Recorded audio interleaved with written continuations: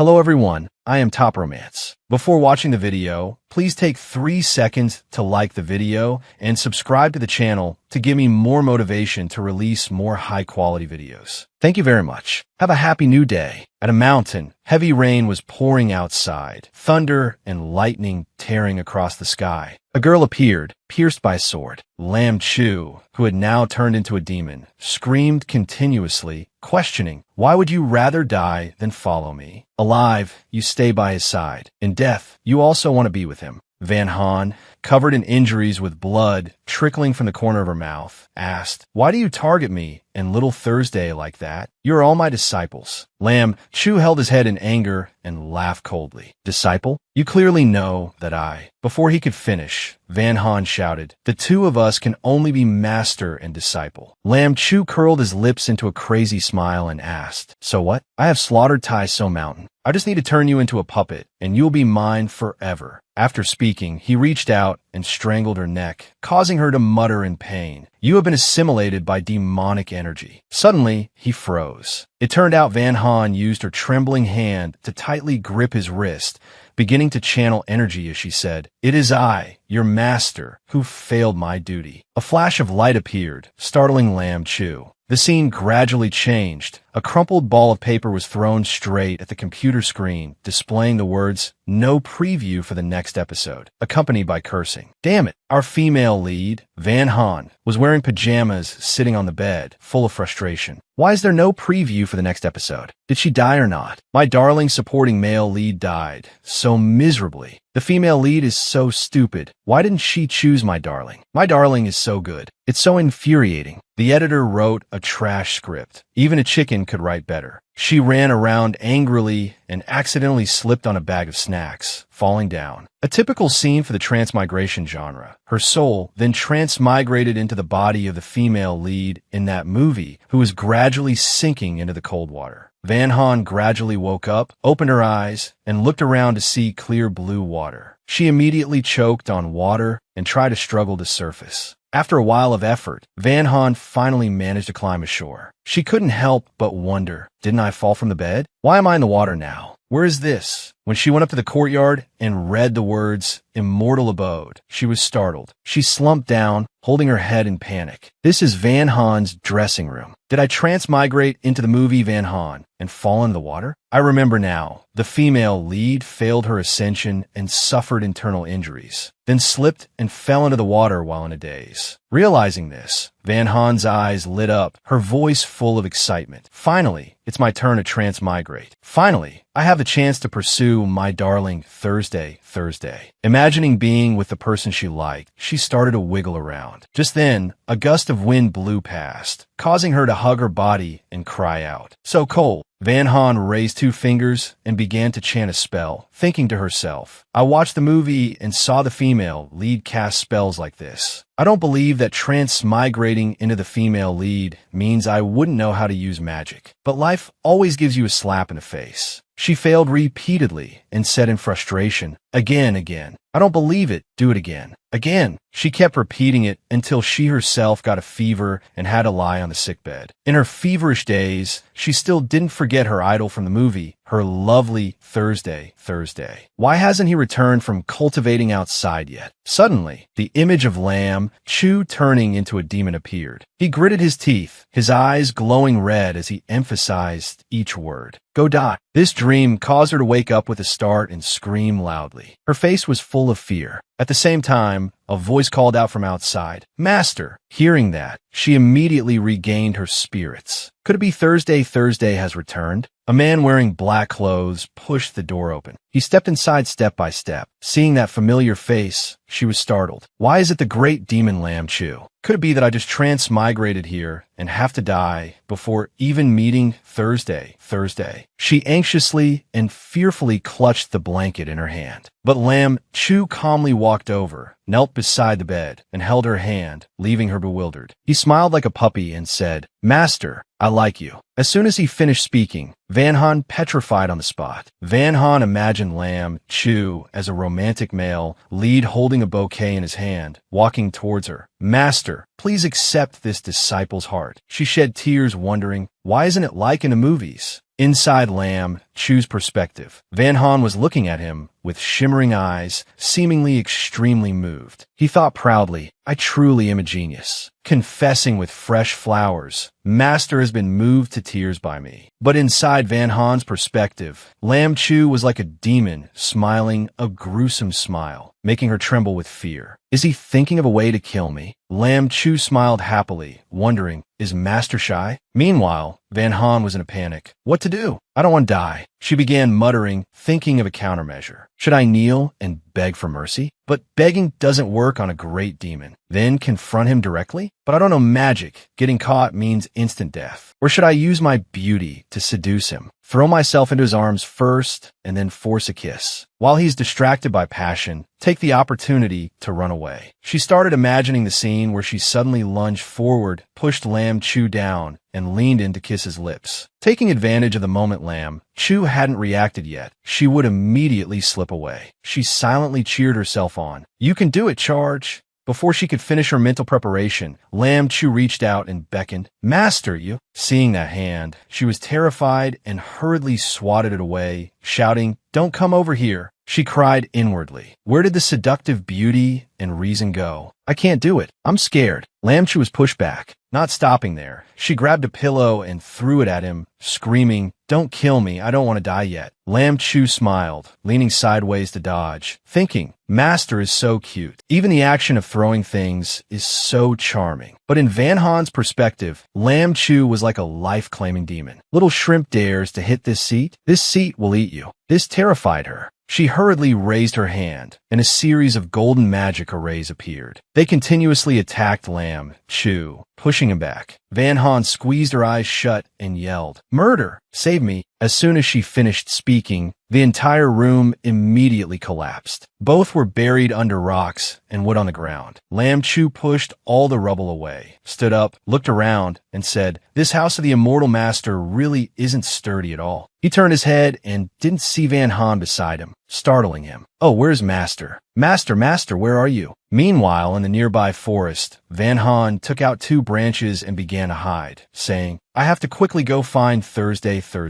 This great demon is too dangerous. At the foot of the mountain, Van Han held a bag in one hand and raised the other to chant a spell. Come out, my great precious sword. I clearly blew up the house. Why isn't it working now? She collapsed to the ground in frustration, muttering, Cannot ride the sword. How do I leave this place? Suddenly, Lam Chu's voice rang out, striking Van Han like a thunderbolt. Finally found Master. Van Han trembled in fear as she saw Lam Chu approaching. Caught while trying to escape, she tremblingly explained, I was just sightseeing. Lam Chu was confused. Sightseeing requires bringing a knapsack. Van Han coughed dryly and replied, Do I, your teacher, need to ask you before doing anything? Go to the construction department and find someone to repair the house. However, Lam Chu turned his head away and hesitated. Disciple recently suffered internal injuries and temporarily cannot fly. Hearing that, Van Han frowned. During this period, the great demon was injured? It's all because I was too busy watching the male and female leads together and fast-forwarded the plot. Some details were forgotten. Suddenly, Lam Chu ran to her side and asked, Master, how about you go to the construction department for a trip? This made her startle and scream. Just speak. Why come so close? Then she lowered her voice and explained, Master also suffered internal injuries and cannot ride the sword to fly. Hearing that, his eyes lit up. Then Master, come to Disciple's place. Van Han immediately refused. No need. I want to stay at Thursday's place. Lam Chu's next words petrified Van Han like a thunderbolt. But only Disciple's residence is on the same mountain peak as Master. Master, rest assured, Disciple will definitely take good care of Master. As he spoke, Lam Chu dragged Van Han away. Over at Lam Chu's place, he was holding a bowl of medicine and calling out, Master, where did you run off to again? Master, where did you run off to again? Master, the medicine really isn't bitter. Disciple has prepared preserved plums for you. Master, come out. Van Han was hiding behind a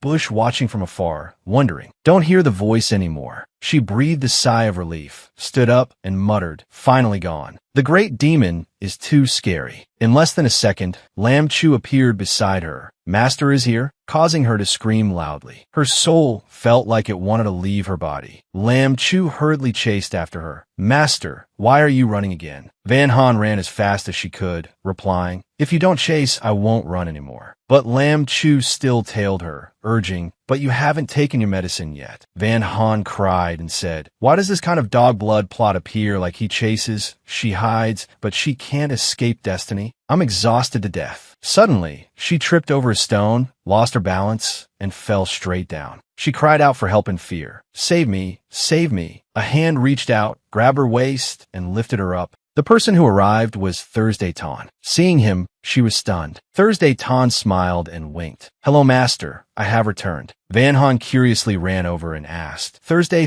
what are you looking for?" Thursday Tan rummaged through his bag and replied, "A gift from Master." Then he pulled out a bracelet made of shining, luminous pearls and exclaimed, "Found it." Her eyes also lit up. She clapped her hands and asked, "A bracelet made of luminous pearls?" Thursday Tan stepped forward intending to show the bracelet to Van Han, but Lam Chu suddenly cut in between. "Let me see." Seeing this, both Van Han and Thursday Tan cursed inwardly. This disciple guy. Hateful eldest senior brother with no sense of boundaries. Thursday Tan then pulled out a series of jewelry and gems, smiling as he showed them off. "There are also these, all gifts from Master." Van Han looked at the precious jewelry emitting sparkling light and thought to herself, "Is this the joy of having money thrown at you? Come on, the more the better." Suddenly Lam Chu turned his head, started rummaging, and threw away all the items in Thursday Tan's hands, criticizing, "This is too ugly, this doesn't look good, this looks too old." Threw them all away, right? Van Han was angry and silently cursed. "Dog demon." Thursday Tan threw a pile over for Lam Chu to play with, then handed the rest to Van Han, saying, "Master, there are many more treasures in here." Seeing the sparkling jewelry, her eyes lit up. Then she ran over to hug Thursday Tan's neck, calling, Thursday,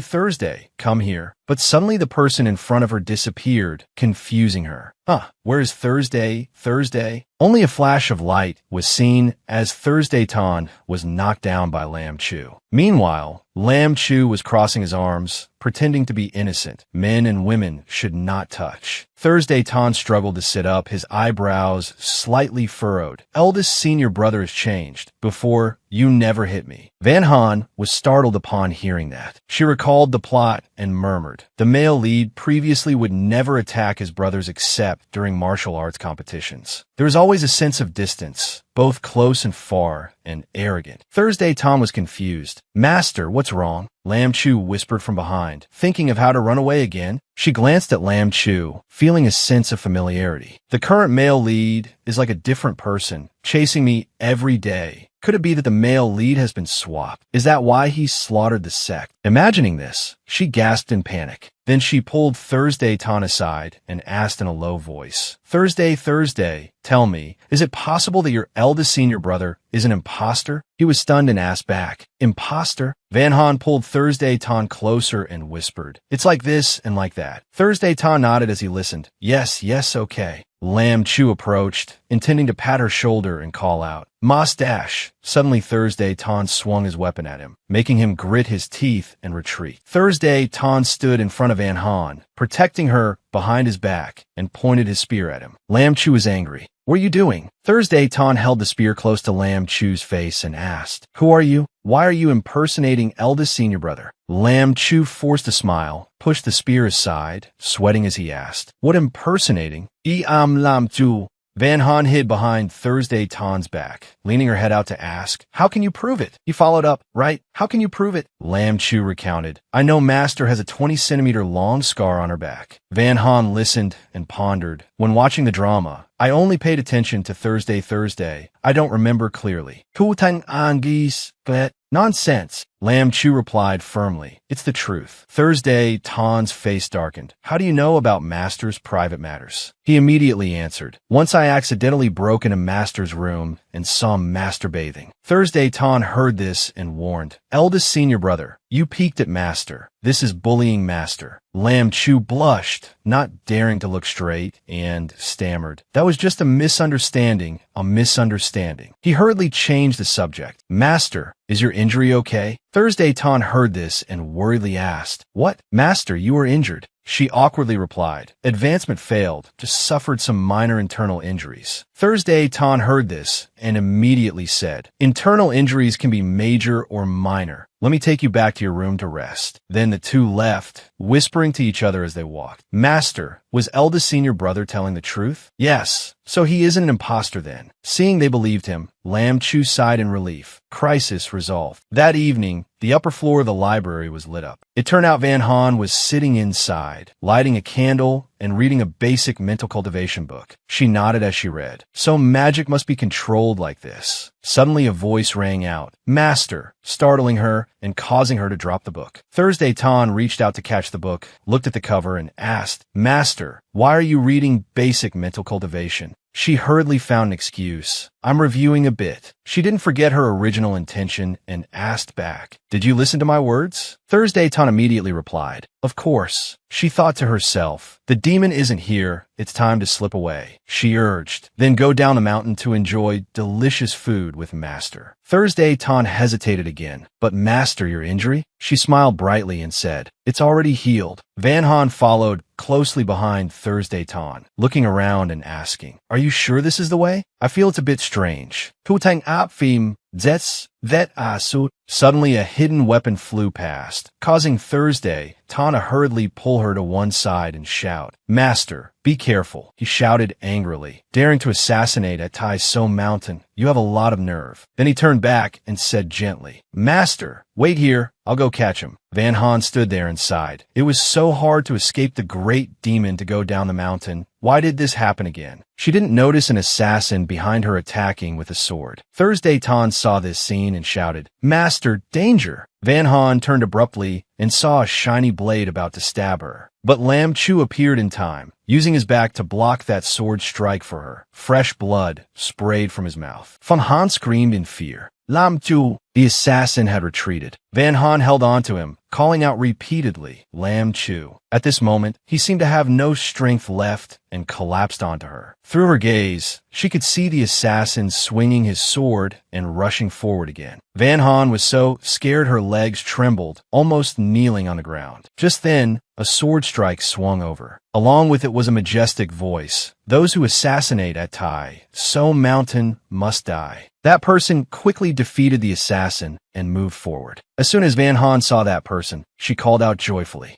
Knocked down, but he pointed his sword at her, making her bewildered. Huh? He frowned and questioned, Who are you? Van Han smiled awkwardly. Who else can I be? Your master here. But Knocked Down darkened his face and criticized, My master isn't this weak. The word weak felt like a stab to Van Han's heart. Knocked Down swung his sword again and shouted, Imposter of master, Dai. Suddenly Knocked Down was startled and glanced over, only to see Thursday Tan's blade flying toward him. He grabbed it firmly with one hand and tilted his head to dodge. Tutang Sautet, Mok Do, stop. Do not be rude to master. He was still suspicious. Is she really master? Thursday Tan ran to her and called, Master, I've come to help you. He helped Lam Chu up before explaining. Master suffered internal injuries and temporarily lost her cultivation. Hearing that, Knocked Down immediately knelt down. I offended Master. Please punish this disciple. She massaged her sore shoulder and said, You didn't know, so you're not to blame. Thursday Tan urged, Hurry over here and help me. Eldest senior brother is too heavy. Knocked Down showed a look of disgust. So weak, not worthy. Then suddenly Knocked Down squatted in front of Van Han, making her stunned. Knocked Down carried Van Han on his back and said, I will escort Master. Having said that, Knocked Down immediately rode his sword and left. Thursday Tan shouted from below, Knocked Down, I am your second senior brother. But he only replied, If you have the skill, then defeat me. Left behind, Thursday Tan could only puff up in anger like a pufferfish. On the mountain peak, Lam Chu was unconscious and placed on a bed. His wounds had been bandaged. Someone was coming to apply treatment. That person was Van Han's fourth disciple, Van Tien Hoa. Just then, Van Han pushed the door open and asked, How is Lam Chu? Tien Hoa replied, The blade was poisoned. Fortunately, he came back in time. He's stable now. It's just that eldest senior brother didn't use spiritual energy to protect his heart meridians at all. Recovery will be a bit slow. Strange. She smiled, walked over, and said, You just came out of seclusion and have been busy all evening. Go rest. I will watch over him. Tien Hoa immediately agreed. And if there's anything, Master, just call me. Then Tien Hoa left. At this moment, Van Han raised a knife, killing intent flashing in her eyes. Just kill him now. As soon as the knife was close to Lam Chu's neck, she hurriedly dropped it and hugged her head, screaming, "I've never killed anyone. I can't do it." She paced back and forth in the room, muttering, "But if I don't kill him, he will kill me later. But he even saved me. Forget it. For the sake of you saving me a few times, I'll spare you this time. Next time, I will definitely kill you." Meanwhile, Lam Chu, lying on the bed, still didn't know he was in danger. His brows furrowed slightly as he called, "Master." The scene changed. There was a young man hugging a teddy bear watching that Van Han drama. Reaching the part where the black and male lead grabbed his master and screamed. That person angrily smashed a cup on the table and scolded, "Stupid, why didn't you confess? If it were me, if God's block, kill gods. If Buddha's block, kill Buddhas. Who cares if it's teacher-student or not?" Suddenly, he fell off his swivel chair. Dreaming up to this point, Lam Chu startled awake and screamed. It turned out Lam Chu was also a transmigrator from the modern world. He sat up to check his body and sighed in relief. Still fine, still fine. No return. He turned his head and saw Van Han sleeping beside him. So he called, "Master." He was extremely moved. "Did Master watch over me all night? Thank you, God, for letting me transmigrate. I must have a happy ending with Master." Just then,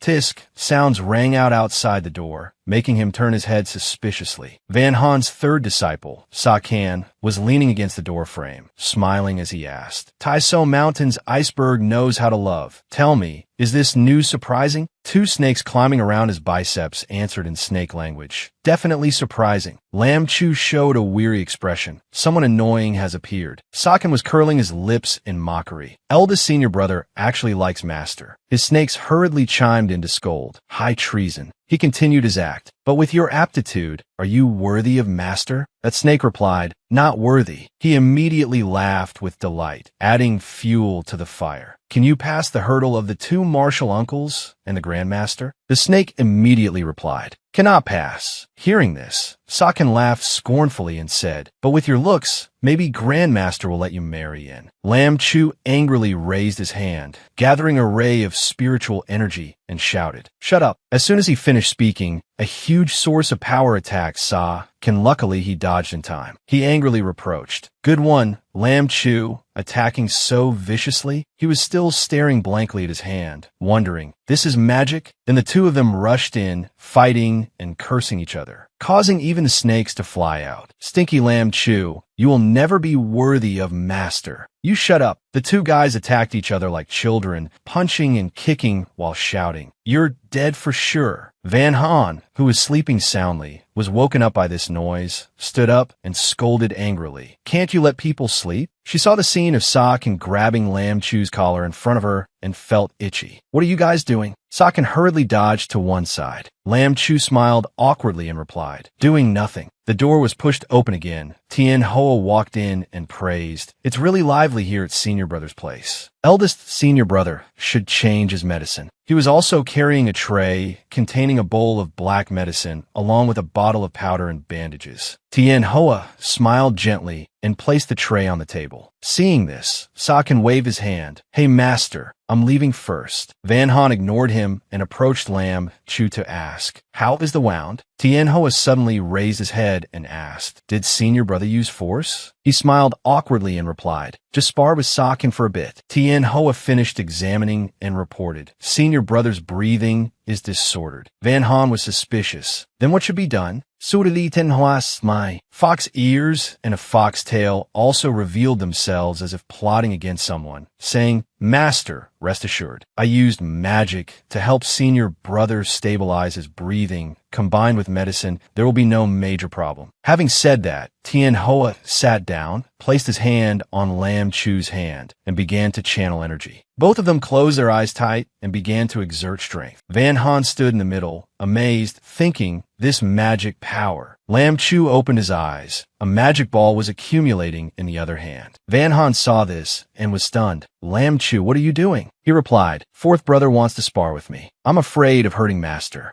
Then he transmitted more power through his palm. Tien Hoa suddenly cried out, eldest senior brother, stop quickly. Lam Chu not only didn't stop, but increased the intensity, making Tien Hoa cry out in pain. After that, the table next to them exploded. Tien Hoa stood up, smiled, and bowed. Thank you, eldest senior brother, for showing mercy. Lam Chu dusted off his sleeves and warned, I don't want there to be a next time. In his heart, he whispered, if my cultivation hadn't recovered, I fear I would have died at his hands. Tien Hoa bowed and replied, yes, eldest senior brother. In his heart, he thought, if eldest senior brother is fine, then there certainly won't be a next time. Van Han stood before the wall with a hole in it, trembling with rage. She screamed in anger, my room. Lam Chu hurriedly chased after her to apologize. Master, I was wrong. Master, the room has been repaired. Can you move back in? He carried a tray of fruit with a remorseful face, but she continued scribbling on the paper, ignoring him. After finishing, she coldly turned her back and left. Lam Chu trailed behind her. Master, please pay attention to me. I know my mistake. Van Han entered the room and immediately slammed the door, cutting off Lam Chu's call. Mas! He bowed his head dejectedly like an abandoned puppy and said,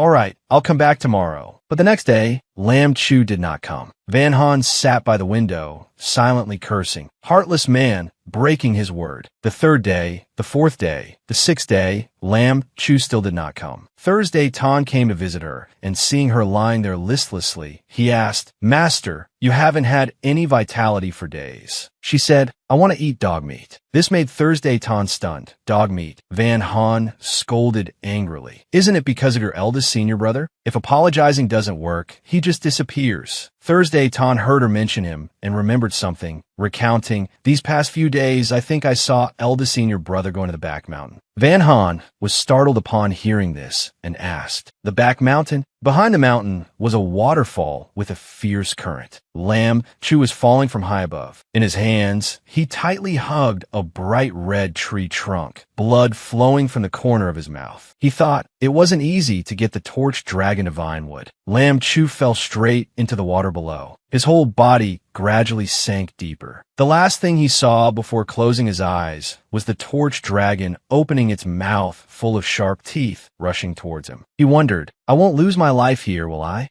Then suddenly, he saw Van Han's silhouette swimming towards him. Her hand touched and caressed his cheek, making him think, sure enough, I'm about to die. I'm even hallucinating Master's image. But Van Han appeared. She leaned down and kissed his lips to transfer air to him, making his eyes widen in surprise. Afterwards, Van Han pulled Lam Chu up from the water's surface, amidst roaring sounds. She helped him onto the shore. Lam Chu smiled happily and asked, Master came to save me, right? She hesitated and replied, In her heart, she thought, in the original work, the male lead, in order to prevent the female lead from getting hurt during her next level advancement, especially went to get the torch dragon divine, would to refine the heart-protecting ruby. Because of that, he was injured and contracted an incurable disease, creating an opportunity for demonic energy to erode him. Lam Chu moved closer, intending to hug her, saying, Thank you, Master. Master is the best. But she immediately reached out to stop that head, thinking, to change the female lead's fate of being killed, I must first change the male lead's fate. Therefore, I absolutely cannot let the male lead be injured by the green python here. So she immediately grabbed his wrist and pulled him away. Run, quickly. Lam Chu's eyes lit up, holding hands, holding hands. Meanwhile, Van Han was calculating in her mind. Although I left a message for Thursday Tan, I don't know if he can make it in time. Echoing sounds came from the whirlpool. That green python, unable to find its prey underwater, immediately surfaced onto the shore, creating a fierce wave. Lam Chu hurriedly pulled Van Han aside and shouted, Master, be careful. He handed the divine wood to her and urged, Master, take the divine wood and go first. She shook her head decisively. No, your magical power hasn't recovered yet. Staying here will get you injured. Just then, the python opened its mouth full of sharp teeth and lunged. Lam Chu shoved the divine wood into her hands, ran forward, and urged, Master, go quickly. He gritted his teeth, looking at the python in front of him, tightening his grip on the sword in his hand, thinking, too fast. Although Lam Chu was exhausted, he still had to channel his power to prepare to face it. He raised his sword to block the python's mouth that was rushing towards him. Its eyes glowed yellow, and it saw the female lead silhouette. So it stopped attacking Lam Chu and suddenly flew up, confusing him. The python turned its head and opened its large mouth. A green magical sphere immediately formed in its mouth, shooting shards of ice straight at Van Han. Lam Chu hurriedly shielded her behind his back, raising his hand to create a magic circle to block it, saying, "Master, hide yourself well." Van Han thought. I remember the green python benefited from the torch dragon divine wood, so in less than 300 years, it transformed into a semi-dragon body. Transforming into a dragon is right before its eyes. It won't give up such a huge benefit. If this continues, sooner or later he will be injured. A source of power flew straight in, striking right at the green python's head, startling Lam Chu. Van Han's eyes lit up. It turned out Thursday Tan had appeared, holding a blade in his hand and shouting, "Daring to hit my master. Do you want to die?" Tien Hoa also arrived just in time and called out to her, "Master." Van Han clutched her small heart and breathed a sigh of relief. Finally here, Lam Chu turned and asked, "Master, are you injured?" She said softly, "I'm fine." Tien Hoa looked down at the red object in her hand and asked, "This is the torch dragon divine wood." Lam Chu honestly confessed, "Yes, I intend to refine it into a ruby to protect Master's heart." Tien Hoa held the torch dragon divine wood in his hand and said, "According to ancient records, the torch dragon divine wood is formed by the convergence of spiritual energy from heaven, earth, and sea. After being moved, it will slowly rot. When the divine wood shows signs of rotting, it must be refined immediately." Hearing this, Lam Chu frowned. "Then let's start right away." Tien Hoa took out a knife and reminded, "Refining the divine wood requires eldest senior brother's heart's tip blood." Hearing this, Van Han was shocked as if struck by lightning. What? The reason she was so scared was that heart's tip blood is blood flowing from the main artery of the heart. Tien Hoa shook his head and explained, after the divine wood was taken down by him, it recognized eldest senior brother as its master. So we can only use eldest senior brother's heart's tip blood. Van Han hesitated upon hearing this. But Lam Chu smiled reassuringly. "Master, don't worry. I'll recover after resting for a few days, as long as I can protect Master." He took the knife and stabbed it into his own heart, saying, "What is heart's tip blood anyway?" Van Han was stunned seeing this. "You." Lam Chu sat on the ground, forcing the heart's tip blood out himself and handing it to Tien Hoa for refining. Seeing this, Van Han wondered, "Which one is your true self?" Just then, an aura appeared, making Van Han look up in alarm. Thursday Tan was walking happily, but the green python behind him was emitting a massive and incredibly powerful aura. Thursday Tan, still unaware, said, "This python isn't that formidable." Van Han shouted in alarm. "Something's wrong," she urged. "Run away quickly. It's only feigning death," she thought worriedly. Lam Chu struggled so hard just to fight this green python to a draw. Thursday Tan can't possibly defeat it. It has turned into a half-dragon. It probably has intelligence. Sure enough, the green python sprang up again, opening its mouth full of sharp fangs. Thursday Tan was still bewildered, feigning death. As soon as he finished speaking, he was immediately struck by the green python's tail. The force was so strong that Thursday Tan was flung into the cliff face, shattering the ground below. Van Han shouted in panic, "Tu Tang!" The python turned its head and shifted its attack towards Van Han. Lam Chu, who was refining the torch dragon divine wood, was terrified seeing this. "Master," Tien Hoa advised, "eldest senior brother, you are almost successful. If you stop now, all efforts will be wasted." Lam Chu hurriedly channeled more power, thinking, "Must be faster. I cannot let Master get hurt." The python was now ready to attack at any moment. Van Han clenched her teeth to protect Lam Chu behind her, thinking, "I cannot back down, otherwise previous efforts will become useless. I've read so many mental cultivation methods. Plus, feeling the sensation when I blew up the room. I can do it. I definitely can do it. Even a little bit of power is enough." Her eyes opened. This time they glowed brightly. As she reached out her hand, a giant magic circle appeared. It struck a palm blast straight at the python. The python, whose momentum was aggressive just moments ago, wilted after that strike. Just like that, it fell to the ground with a bump on its head. Van Han was exhausted and about to collapse when Lam Chu ran over and embraced her. Back at Tai So Mountain, The unconscious Van Han was placed on the bed. Sitting beside her was Tien Hoa. Sa Can, leaning anxiously against the wall, started to jibe. Is your medical skill actually any good? Master has been in a coma for 3 days. Tien Hoa held a bowl of medicine and said worriedly, it's because your medical skills are poor. Sakan looked around and asked, where are Lam Chu and Thursday Tan? They didn't protect Master well, and now they don't even come to take care of her. Tien Hoa replied, they went to the ice lake to punish themselves. Saka nodded upon hearing that. Consider them having some conscience. That stupid fifth brother isn't here either. He really can't make anyone feel at ease. Just then, someone knocked on the door from outside and shouted, Junior sister, I'm back. Hearing this familiar tone, both Tien Hoa and Sa Can shouted in shock. We're doomed. The person pushing the door open was Van Han's senior sister, Thursday Nuoc, the second elder of Tai So Mountain. She ran into the room shouting, where's everyone? Come welcome your lovely senior sister. Sa Can and Tien Hoa hurriedly blocked Thursday Nuoc's path and greeted, Senior Marshal Aunt, you're back. Thursday Nuoc frowned and asked, why are you two here? Where's my junior sister? Sa Can immediately said, Master complained about being too fat and went out to cultivate. Tien Hoa also smiled awkwardly and replied, that's right. In his heart, he thought, you're just making up a believable excuse. Thursday Nuoc didn't believe it. She crossed her arms, her face darkening. Something is being hidden. She waved her hand, pointing to the side. Immediately, Sa Can and Tien Hoa were flung to both sides, revealing Van Han lying unconscious on the bed. Thursday Nuoc shouted in panic. Junior sister, she went berserk, turning into a tigress, and screamed, what is this? Making both Sa Can and Tien Hoa tremble in fear. Sa Can turned pale and asked, if I tell Senior Marshal Aunt, can I be exempted from a beating? Thursday Nuoc clenched her fists threateningly. Exempted? He immediately acted out while narrating. It's like this. Afterward, somehow Thursday Nuoc was even more furious after hearing it. She cracked her knuckles, asking in a huff, went out to cultivate to lose weight, huh? Tien Hoa was so scared he wanted to turn into a fox. Sa Can on the other side also trembled, turning into a snake, and stammered. Senior Marshal Aunt said it was exempted, but she didn't let them off, dragging Tien Hoa and Sa Can outside, saying furiously, if they have already punished themselves, then you too will practice with me. Both mumbled as they were dragged away, knew we couldn't escape. Sa Can, beaten with bumps on his head, cried out, Senior Marshal Aunt, show mercy. It hurts. Fourth brother, does it not hurt? Why aren't you making a sound? Master, save me. After beating those two idiots for a while, Thursday Nuoc sat by the bed, holding Van Han's hand and said, I only left for a few days, and you're already hurt this badly. You haven't even drunk the good wine I saved. She got mad again, turning to look at the two with crazy eyes. You two also go to the ice pond to accept punishment. Sa Can pouted hearing that. Already beaten and still have to be punished. Senior Marshal Aunt is so violent. Be careful or you won't be able to get married. Her eyes widened, flashing with bloodlust as she asked, what are you mumbling? Tien Hoa hurriedly ran over to cover Sa Can's blabbering mouth and said, we are going right now. We entrust Master to Senior Marshal Aunt. After they left, she sighed. I must invite Master to come out of seclusion. After a while at Van Han's courtyard, a hand reached out, gathering glittering blue spiritual energy. Thursday Nuoc's anxious voice rang out. Master, how is Junior sister? The sect leader of Tai So Mountain, Van Han and Huyn Track's master, withdrew his hand and replied, her internal injuries are stable, but her magic power is fluctuating, appearing and disappearing, which is very strange. Hearing this, Thursday Nuoc looked up and asked, Master, is there any way? He spoke softly. It all depends on Van Han's destiny. Hearing this, Thursday Nuoc nodded and happily approached, calling out, Junior sister, you're finally awake. How do you feel? Van Han opened her eyes, looked at the figures in front of her, and thought, it's Huyn Track and Thursday Nuoc. She sat up and called them, Master, Senior sister, but they stopped her. Don't move, Huyn Track instructed. Although your internal injuries have been healed by your master, you forcibly activated your magic power, damaging your spirit. You still need to rest more. These are pills to take every day. You will naturally feel better in over a month. Saying that, he placed a green medicine bottle on the table. Van Han replied, thank you, Master. He reached out, touched her forehead, and instructed, furthermore, advancing levels relies on destiny. Being impatient will harm your foundation. She nodded, I know, master. Quinn Track continued. This red jade is a rare treasure. Those disciples of yours, although reckless, can be considered to have a heart for you. Van Han held the red jade, looked at it for a while, then asked, Master, how are they? Thursday Nuoc stood aside, crossing her arms in anger, and snorted coldly. They caused you to be injured to this extent. I punished them to the ice pool. Quinn Track also nodded in agreement. They should be punished. Van Han was frightened. Ice pool. In the original plot, they didn't seem to be punished. Is this a successful change of fate? Thinking of this, her eyes lit up. Meanwhile, at the ice pool, Tin Ho's voice rang out. Eldest brother with the Grandmaster here. Master will be fine. Sokka mocked. Crocodile tears. If you're so capable, don't let Master save you. All four men were shirtless, soaking in the cold water. Van Han ran out and saw this scene. Her face turned bright red, and she hurriedly covered her face, wondering, is this something I can look at? In front of her were the toned chests of Sakan, Penhua, Tu Tang, and Lam Ju. Meanwhile, in the water, her disciples were constantly shouting and arguing like immature brats. Weak as a chicken, amateur, old Fifth disappeared for so many days. Where did he go? On what grounds is he not being punished? Thursday, Tan scolded Sakan. You're too noisy. Seeing this visual feast before her, Van Han had a nosebleed. Too stimulating. At the ice pool, Van Han's disciples were soaking in the water, while she hurriedly hid behind a rock. Covering her flushed face, she thought, too stimulating, too stimulating. Just then, a shadow fell over her, startling her. She quickly asked vigilantly, who? Seeing the person who arrived, she was surprised. Knocked Dao. You? He was currently injured on his chest. He took out a bag, handed it to her, and said, give this to Master. Van Han reached out and asked, what is this? She poured out the contents of the bag and saw a green wrist guard. She was surprised. A wrist guard? This scale pattern looks so familiar. Did you not go find that green python?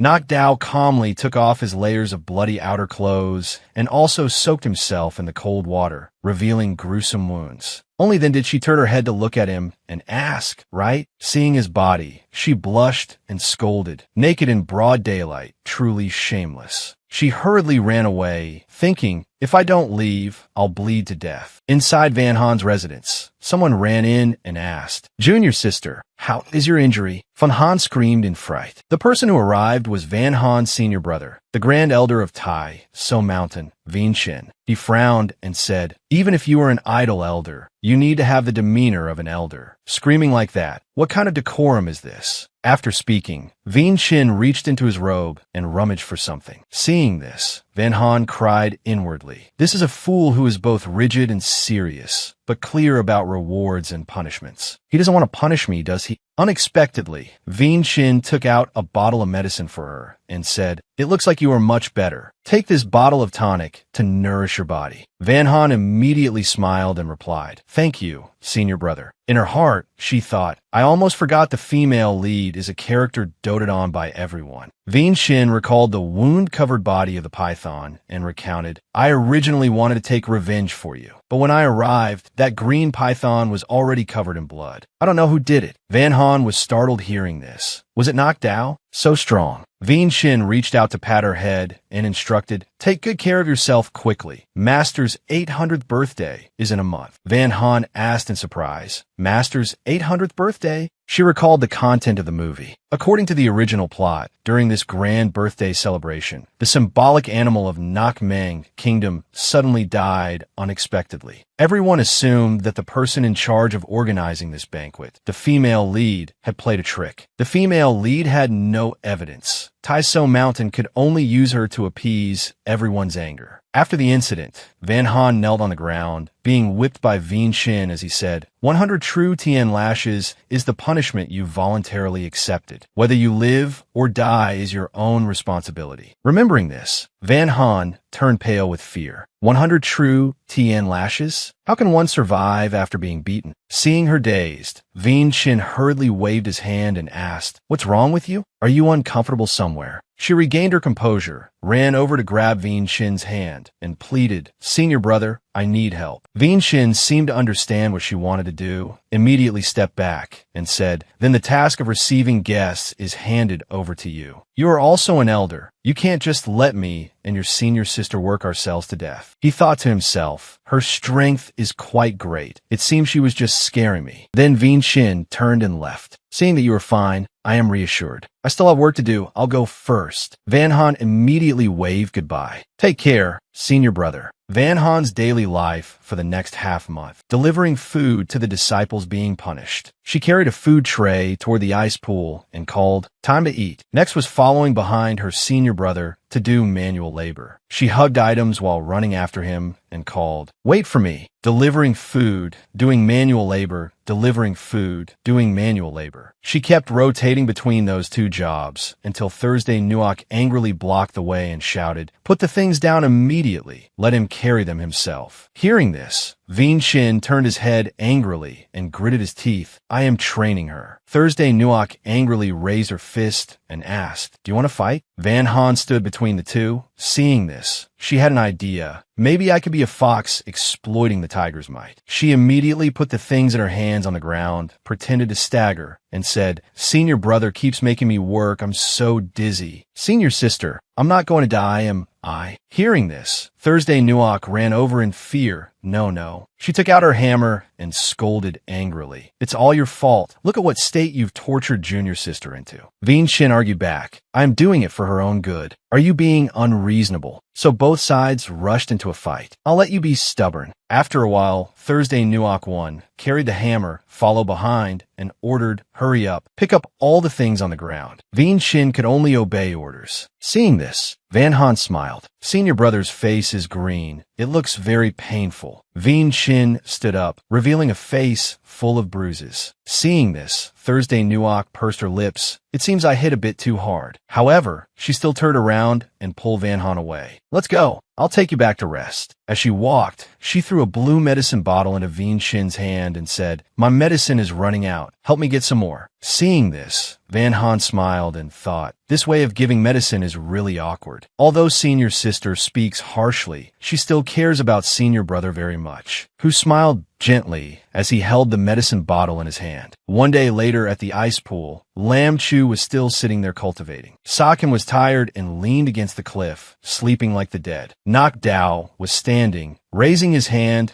to start refining the water, spiritual energy at this frozen lake. Van Han sat down among her students and suddenly sighed. Seeing this, Lam Chu was curious. "Why is Master sighing?" She replied, "For Master's grand birthday, I don't know what gift to give him." Thursday Tan immediately raised his hand to speak, "Give gold." But before he could finish, Lam Chu gave him a punch and asked, "Is there only gold in your head?" Thursday Tan had another idea. Luong V Market in Mintan, Chow might have what Master wants. Lam Chu suggested, "Wait until the punishment is over. I'll take you there." Thursday Tan's eyes lit up. "I want to go too." Van Han immediately nodded. "Then let's go together." Lam Chu pinched him and scolded, "Nosy." Later at Luong Veen Market, Van Han praised as she walked. "So lively." The young women around, seeing the scene of Van Han being escorted by 5 disciples, immediately gossiped. "This young lady is so lucky to have so many pure young masters accompanying her. If only she could share one with me, that would be great. I really want to take one home to admire with my own eyes." He looked at me. Sakin had tied his hair up by now and shouted in annoyance, "What are you looking at? Haven't you ever seen a handsome guy?" Someone immediately scolded back, "Who's looking at you? Both ugly and fierce." Tian Hoa sighed and hurriedly carried Sakin, who wanted to make a loud argument, away from this place of trouble. Sakin shouted, "You're beautiful then? You look like a pig's head when you grow up." Tian Hoa advised, "Choosing a gift with master and third senior brother is the most important thing." Van Han went to a stall. Immediately, something caught her attention. "This sword doesn't look bad." Suddenly, a guy approached, grabbed her wrist tightly, and asked, "Is the little lady traveling alone?" He smiled pervertedly and asked, "I am also traveling alone. Why don't you come with me, little lady?" A young lady with such appearance is truly rare in this world. He leaned in for a kiss. Seeing this lecherous look, Van Han was startled, but before he could get close, a foot kicked straight into his face. It turned out Lam Chu had appeared and kicked him aside. Lam Chu withdrew his leg and scolded angrily. Where did this stinking hooligan come from? As for him, he also jumped up in shock and shouted, "Which damned bastard dares to sneak attack this master? I am the eldest son of the elder of Van Limon. If you know what's good for you, hand over the little lady immediately." Lam Chu coldly blocked in front of Van Han, his eyes full of killing intent, asking, "And if we don't hand her over?" The guy immediately raised his hand, pretending to slit his throat, threatening, "I will let my father kill all of you. Then tie her up and bring her to my house." Seeing his crazy eyes, Van Han was frightened. Just then, Nok Dao rushed in from behind, pulling out a sword and holding it to his neck, terrifying him. Thursday, Tan hurriedly stepped forward and called out, "Nok Dao, this is a market. Put the sword away." Although he didn't want to, he could only silently comply. Sakin stepped forward at this time, cracking his knuckles, and asked, "Can't use swords, so we can use fists, right?" The guy panicked, pointed at them, and shouted, "The elder of Van Limon is..." Before he could finish, Sakin kicked him to the ground and scolded, "The one being hit is you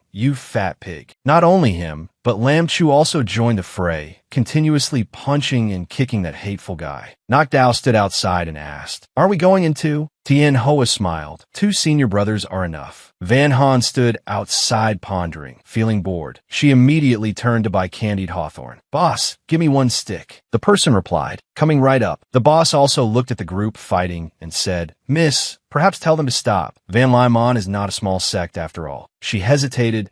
You have a point." Having just bought the candy, she immediately ran over to advise, "Don't hit anymore. Everyone stop." Lam Chu resentfully turned and asked, "Master, are we letting him go just like that?" Thursday Tan also nodded. "I haven't hit him enough yet." The pervert, with a swollen head, gritted his teeth. "I will tell my father to kill all of you." Van Han held the candied hawthorn skewer in her hand and remarked, "No ability of his own, only knows how to rely on his father." The hawthorn seller praised, "Young lady is truly benevolent. Even this kind of hooligan can be forgiven." Just as he finished speaking, Van Han swung her leg and kicked him flying. Only his voice echoed back, "Just you wait, I will definitely return." Van Han ate her hawthorn while curling her lips in a smile. Of course, hooligans cannot be spared, but doing it myself feels much more refreshing. The owner praised, "Well done." Van Han happily raised both hands and said, "Obstacles removed. Let's start strolling the streets." Tien Hoa asked Master, "Should we split up to move faster?" Sakin ran over, draped his arm around the boy's shoulder, and said, "Children need guidance from adults. Keep walking." Tien Hoa could only utter the word, "A bit," then argued angrily, "Sooner or later, I'll sew that mouth of yours shut." The group continued forward. At that moment, at a huge mansion, a waiter stood outside shouting, "No gold or silver needed. Only bet treasures. Use small to win big. Exchange bad items for good items. Pink coral pearls, lotus jade wood, divine dragon agate." Van Han walked past and heard these cries, surprised. "There's actually a gambling house that doesn't bet money?" Lam Chu beside her immediately reminded, "Master, gambling leads to chopping off hands." Suddenly, a bodhisattva-like aura appeared as she said, "To be a master is to enlighten sentient beings." She turned her back and headed toward the gambling house. Lam Chu hurriedly chased after. "Master, wait for me." Thursday Tan, like a little tail, hurriedly ran after her saying, "I'm going to see something new." Half an hour later, Van Han stood before the gambling table and said, "Buy big." The dealer flipped the cup, smiled, and said, "Small." "So sorry. Young lady, you lost again." Van Han angrily criticized, "You people are cheating." The waiter immediately asked back in annoyance, "What did you say?" Lam Chu slammed his hand down, the die shattered, and a marble rolled out from inside. He immediately praised, "Sure enough, it's a scam. Master truly has sharp eyes." Immediately, a group of aggressive people from the gambling house approached. The dealer sneered, "Didn't look to see whose territory this is before acting arrogantly." Lam Chu curled his lips. territory, the waiter threatened. Behind us is the Van Limon. How about it? Scared. Hearing this, the group immediately became more excited. Van Hans said indifferently, Van Limon, then just attack directly. Both Lam Chu and Thursday, Tan shouted together. Yes, master. After a while, the dealer, beaten until his head was swollen, bowed respectfully. Three of you, take care. Van Han hugged the bright red coral in her arms and laughed loudly. Many thanks for the coral the boss gave. Then they left the casino and continued strolling around. Half an hour later, in front of shop, Van Han had completely forgotten about the ruby coral. She picked up a jade pendant and said, I think this suits Master better. Thursday, Tom beside her asked, but isn't Master giving a tassel a bit too ordinary? She replied, what do you know? Your Marshall uncle likes whatever I give. Thursday, Tan hesitated, but it seems Marshall uncle doesn't like this color. Van Han argued for a bit, then turned to ask Lam Chu, which one do you think is beautiful? He was hugging the red coral, intending to run away, but suddenly startled and stopped, then turned his head and smiled, saying, whatever Master chooses is beautiful. Van Han felt annoyed upon hearing that. She immediately pointed at a series of items. This one, and this one by them all. Thursday Tom was surprised. Does Master need to buy so much? While speaking, she handed broken silver to the seller. No need for change. The stall owner was immediately overjoyed. Thank you for your patronage. Van Han then left in annoyance. The stall owner quickly packed the goods and said, young lady, everything is packed. She annoyedly pointed at Lam Chu and ordered, he holds it. Then she ran to another stall and said, wrap it all up. The person at the stall handed the pile of goods to the stunned Lam Chu in front of him and said, here you are, young master. Lam Chu hugged the items and immediately ran after her calling, Master, master. Van Han annoyedly urged, hurry up, keep up, there's still many things left to buy. Thursday Tan followed like a lapdog, replying, come master. Lam Chu knew she was angry at him and pulled a long face. I'm done for. Tried to stroke the horse's mane but touched the horse's hoof instead. After a while, at Tien Tuong Tower, Van Han spoke up, this is good enough. The group went inside. Lam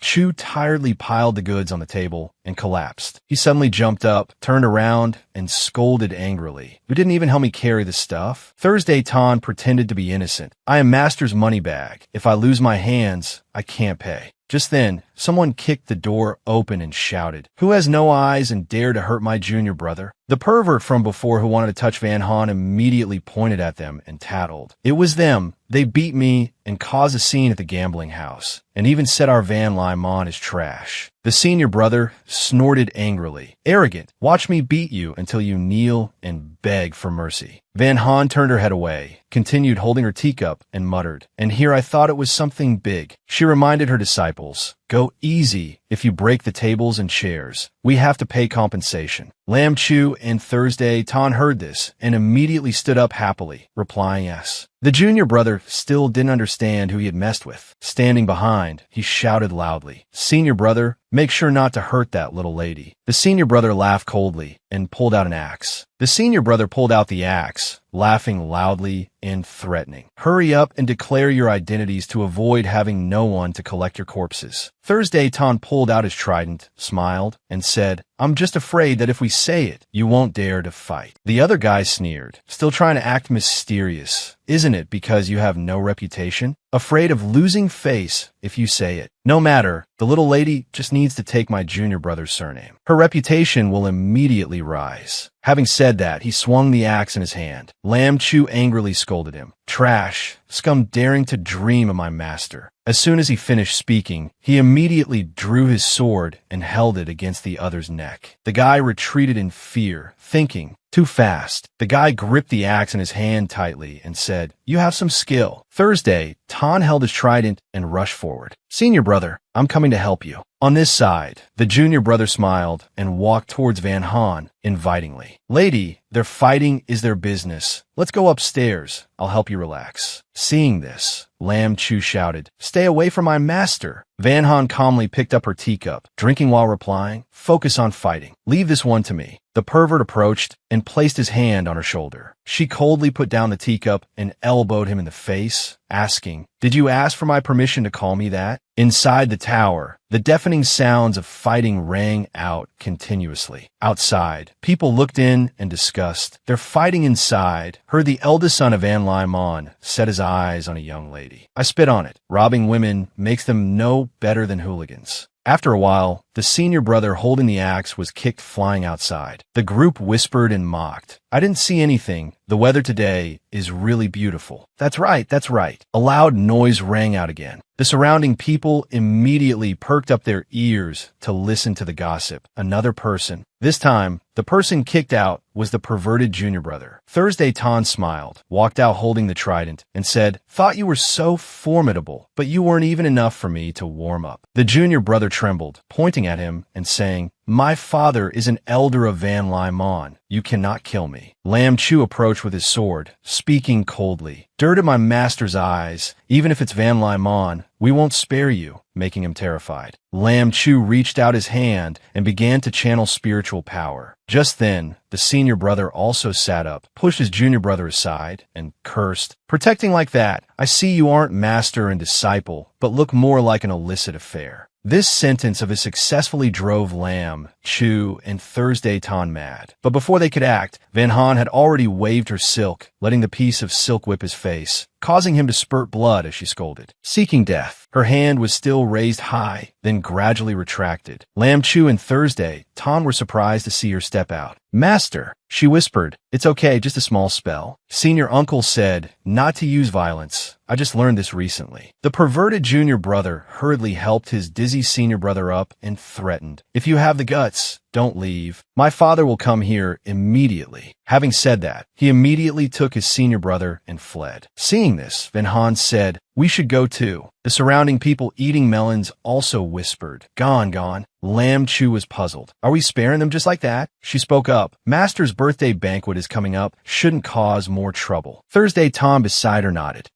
Yeah. Worthy of being master. Remembering something, Lam Chu hurriedly said, "Master, our things are still in the tower." Hearing that, she was startled and hurriedly replied, "Tell Tien Ho's group to bring them along." Thursday Ton ran after her asking, "Master, aren't we waiting for the junior brothers?" She sighed, not in a good mood anymore. "Let's go back." Then the three continued walking excitedly on the street. The group stopped in front of the gambling house from before. Van Han's eyes lit up. Suddenly her mood was good again. All three immediately put on expressions like debt collectors and called out, boss, come out to receive guests. Come out here to receive guests." The boss, still with a swollen head, stepped out and was terrified seeing them. "My grandaunt, why have you come here? You're a good person. Please go to another shop. My place really has nothing left to bet with you." She smiled, pointed in a direction, and asked, "Isn't this still available?" Making the boss startle. "When did you get inside?" Van Han swaggered and guessed randomly. "Small, you choose first." He cried in fear, asking, "Can I not choose?" However, Lam Chu and Thursday Ton stood close on both sides with cold faces threatening. "No." The boss could only cry and say, "Small." Van Han had one, so she hurriedly urged her disciples, "Remove it quickly. Take it all down. Bring it back to hang in my room." The boss was stripped of everything and could only sit aside in depression. Van Han looked at the spoils in her disciples' hands and laughed loudly. This shop is indeed not bad. Just then, a person walked inside and questioned loudly, "Who was it that hurt my disciple just now?" The senior brother walked in following the old man and shouted loudly, "Meeting the elder of Van Lyman, why do you not hurry up and kowtow to admit your mistake?" The useless son standing behind pointed at them and shouted, "Father, it was she who beat me and senior brother, and she even looked down on me." The elder of Van Lyman walked in arrogantly and said, "Being able to enter Van Lyman is your honor. Don't be ungrateful." But Van Han's group didn't hear a thing. She was still busy ordering, "You two remember to be careful in that spot." They replied while taking the painting, "We know, master." Van Han continued to extend her claws toward the boss and called out, "Don't stand there peeking anymore. Come here and continue betting," making him cry loudly in fear and run to beg for help. "Elder, save me." He hurriedly hid behind the elder's back while the old man shouted, "Impudent." Van Han finally turned her head back and asked, "Huh?" As soon as the elder saw her, he was scared stiff. "Why is it her?" He hurriedly knelt on the ground and pleaded, "Elder Van visiting the shop. Extremely welcome. extremely welcome. At this moment, the group of people realized in fear, Elder Van of Tai So Mountain. The whole group also hurriedly knelt on the ground. We were wrong. Hope Elder Van will overlook it. Van Han smiled. Turns out it is the elder's shop. Van Han quite likes it. Hearing that, he broke out in a cold sweat. Then I'll gift it to the elder. Lam Chu arrived carrying a load of things, calling out, Master. Thursday, Tan also hugged a pile of treasures, reporting, We've finished dismantling everything. She turned to glance at the person kneeling on the ground and was surprised. Isn't this the 8th elder? He hurriedly bowed and replied, Yes, it is this humble one. Van Han smiled and continued. Since the 8th elder sincerely wants to gift it, then Van Han will accept it. He replied, Thank you, elder. Van Han left happily. Winning so happily today is enough. Let's go back. The elder still bowed respectfully. Take care, Elder Van. After they left, the old man's son approached and asked, Father, just giving her all these shops like that? Business is very good here. Before he could finish speaking, the old man punched him and scolded. Idiot, of all people to provoke, you provoke her. He cried in fear, holding his face. I didn't know she was Elder Van of Tai So Mountain. The elder gritted his teeth, thinking to himself, Tai So Mountain, Van Han, very soon you won't be able to be arrogant anymore. Back at the residence of the Tai So sect master, Huin Trak, Van Han leisurely gave orders. A bit to the left. Up a bit. Yeah, a bit more to the right. She looked at the painting and nodded. All right. Lam Chu finished and praised. As expected a master, such a unique eye, the Grand Master will definitely like it. She also smiled, Stop patting the horses, but I don't buy it.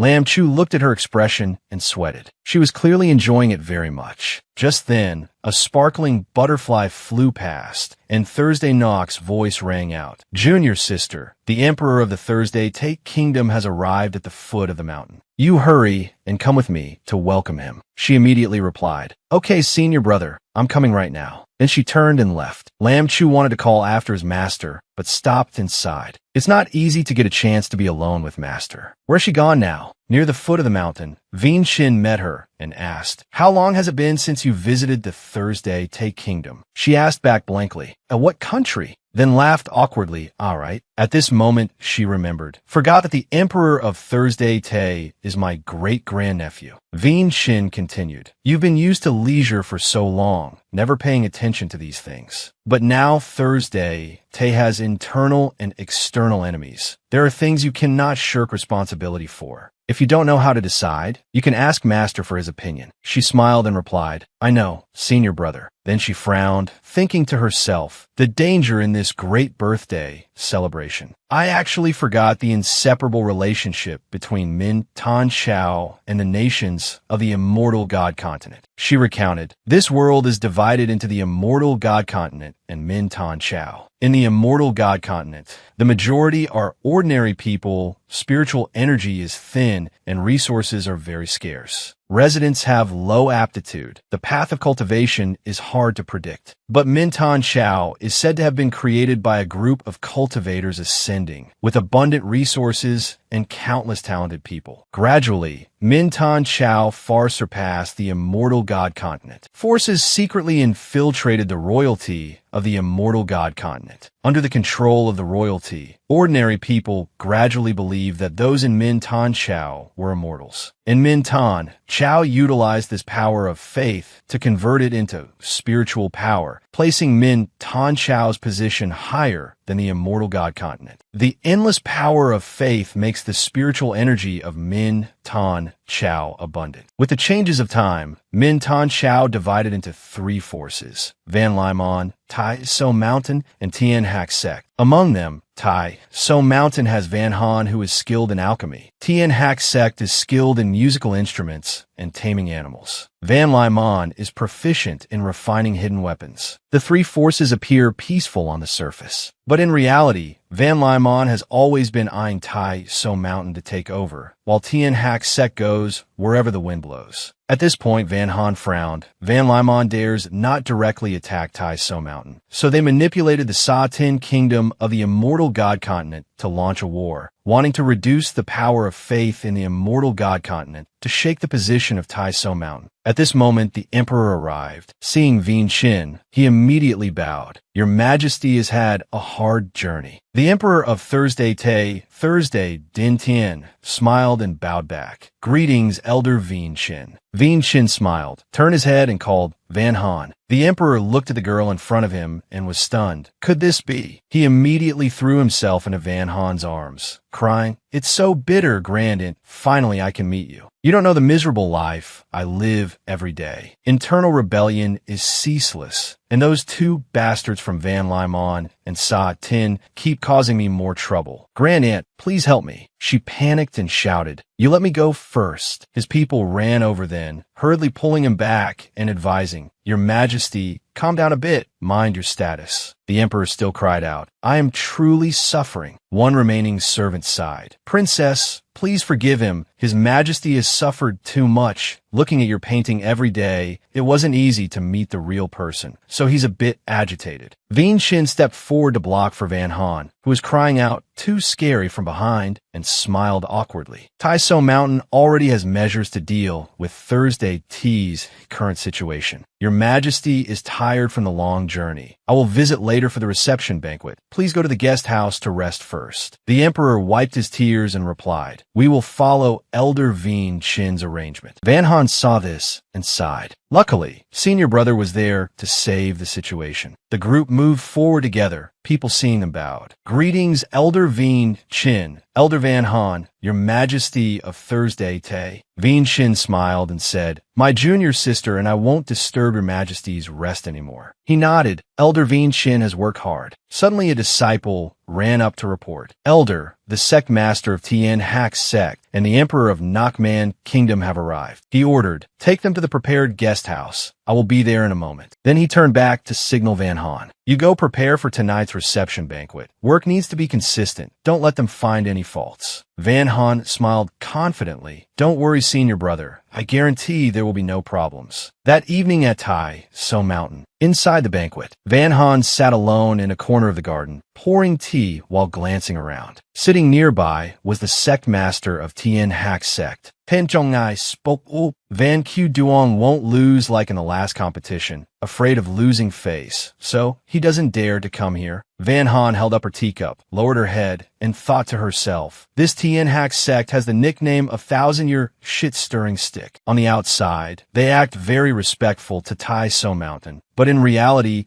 they have long secretly allied with Van Limon. If I hadn't read the original script, who could guess that these two were acting without rehearsal? At this moment, the main doors opened again, and a figure was flying towards the main hall. A crane full of immortal aura was welcoming a person inside. That person was the sect master of Van Limon, Van Q Duong. He curled his lips and said, Apologies, I am late. Tien Trong Engeet mocked, If you really like immortal cranes that much, I'll give you one. Being such an old crane, anyone who didn't know would think you were late on purpose. Van Han glanced at them and thought, Giving a ladder to climb down like that is too obvious. Mocking on the outside, explaining on the inside. Truly treating me like a fool. Q Duong curled his lips and smiled. Sect Master Tien, don't try to go against this old man. I still hold a grudge over losing to you in the last competition. Why don't we take this time? Let's fight again to determine high and low. Hearing this, Van Han was angry and silently cursed. Old fox. She glanced at Thursday Din Tien again, wondering, what is this old man pretending for? As for him, seeing Van Han looking at him, he was incredibly moved in his heart. Ancestors, oh, ancestors. She looked at me.